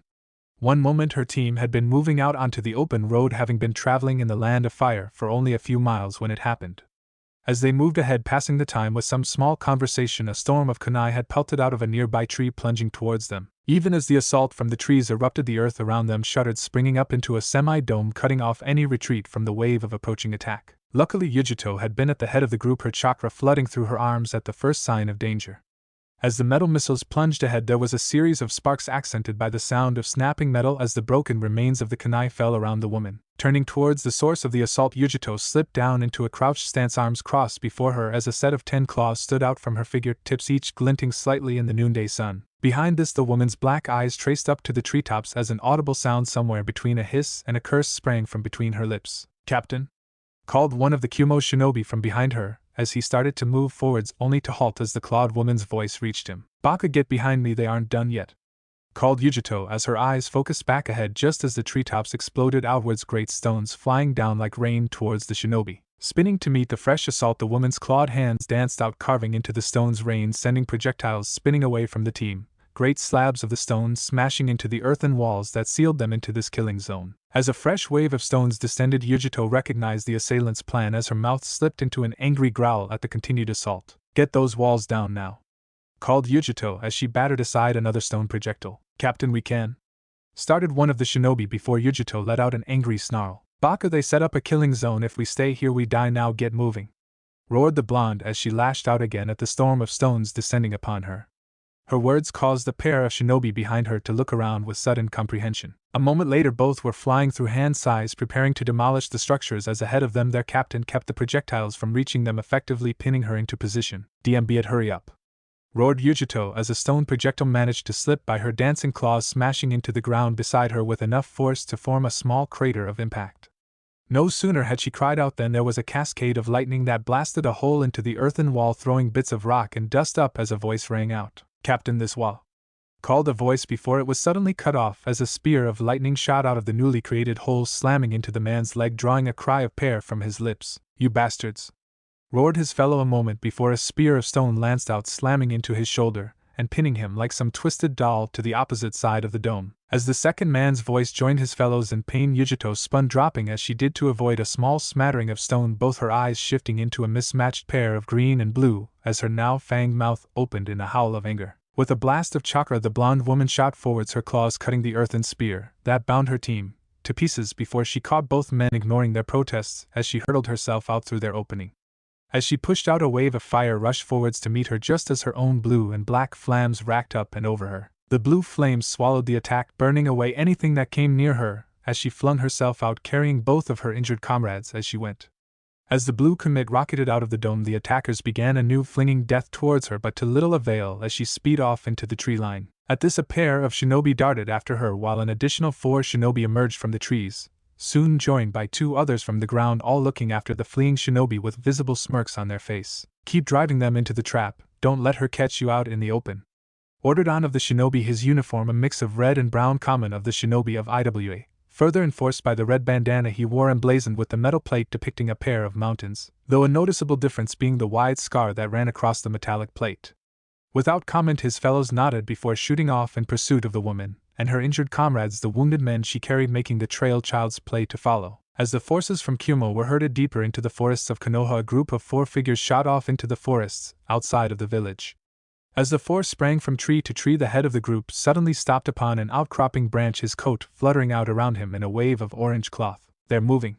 This way," called Naruto as he turned towards the forest, the 3 girls behind him speeding after him as he took off once again, sending leaves down like rain around them as he leapt from branch to branch. "Naruto, who is it?" called Naruko as she dashed under her brother, dancing along a series of lowered branches. "Jubi says it's her other daughter, it means it's Kumo," called Naruto as he shot a slightly worried look back towards Hinata, who simply shook her head before focusing ahead as her blue hair whipped out behind her. "It's okay, Naruto-kun, I'll be fine," called Hinata as Naruto gave a small nod, turning back ahead. However, even as he did, the small form of Kyuid flew off of his head to land delicately upon Hinata's shoulder. As her pale eyes turned down to the fox, she couldn't help but smile softly as she saw the fox's tails wind their way around her bare arm, its soft fur warm against her bare skin. "Naruto-kun," whispered Hinata with a faint smile as she saw the small form of Kyuid at attention, its ears twitching out around as it scanned the surrounding forest. Well, looks like you have a fuzzy bodyguard, chuckled Minami as she leapt up beside Hinata, smirking herself as she saw Hinata looking pointedly away from her. Well, not all of us have a cold boy to follow them around, replied Hinata, smiling slightly as she saw the redhead's face falter for a moment before her eyes narrowed in annoyance. Q, I'm going to kill you, muttered Minami as she focused back ahead, even as inside of her the chakra fox let out a small whine. Kazan, Minamikan's angry at me, don't let her get me, called the massive red fox as across the link an audible groan came from 3 voices. Q.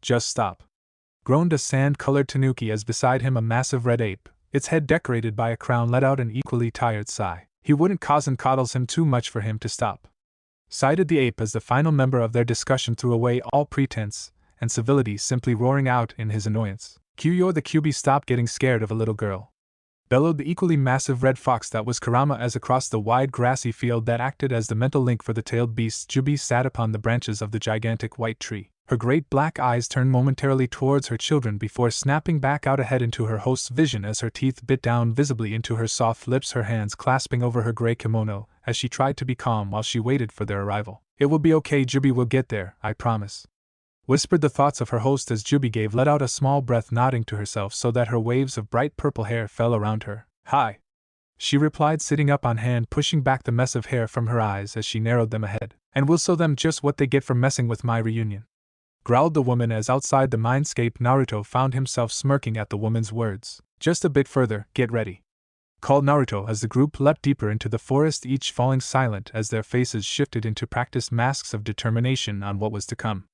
It was many years since they had been genin, many years since each had learned the harsh truth that sometimes not everyone got to come home from a fight. For Naruto and Hinata it had come upon a great stone bridge in the land of waves. For Minami it had come with a wielder of bone, the memory of which still sent shivers down her spine. And for Naruko it had come in the land of rice, where she had been forced to kill a pair of crazed shinobi already lost to their cursed seals who had descended upon a small village. Each now knew that every fight they entered into could mean that another life would be added to that tally.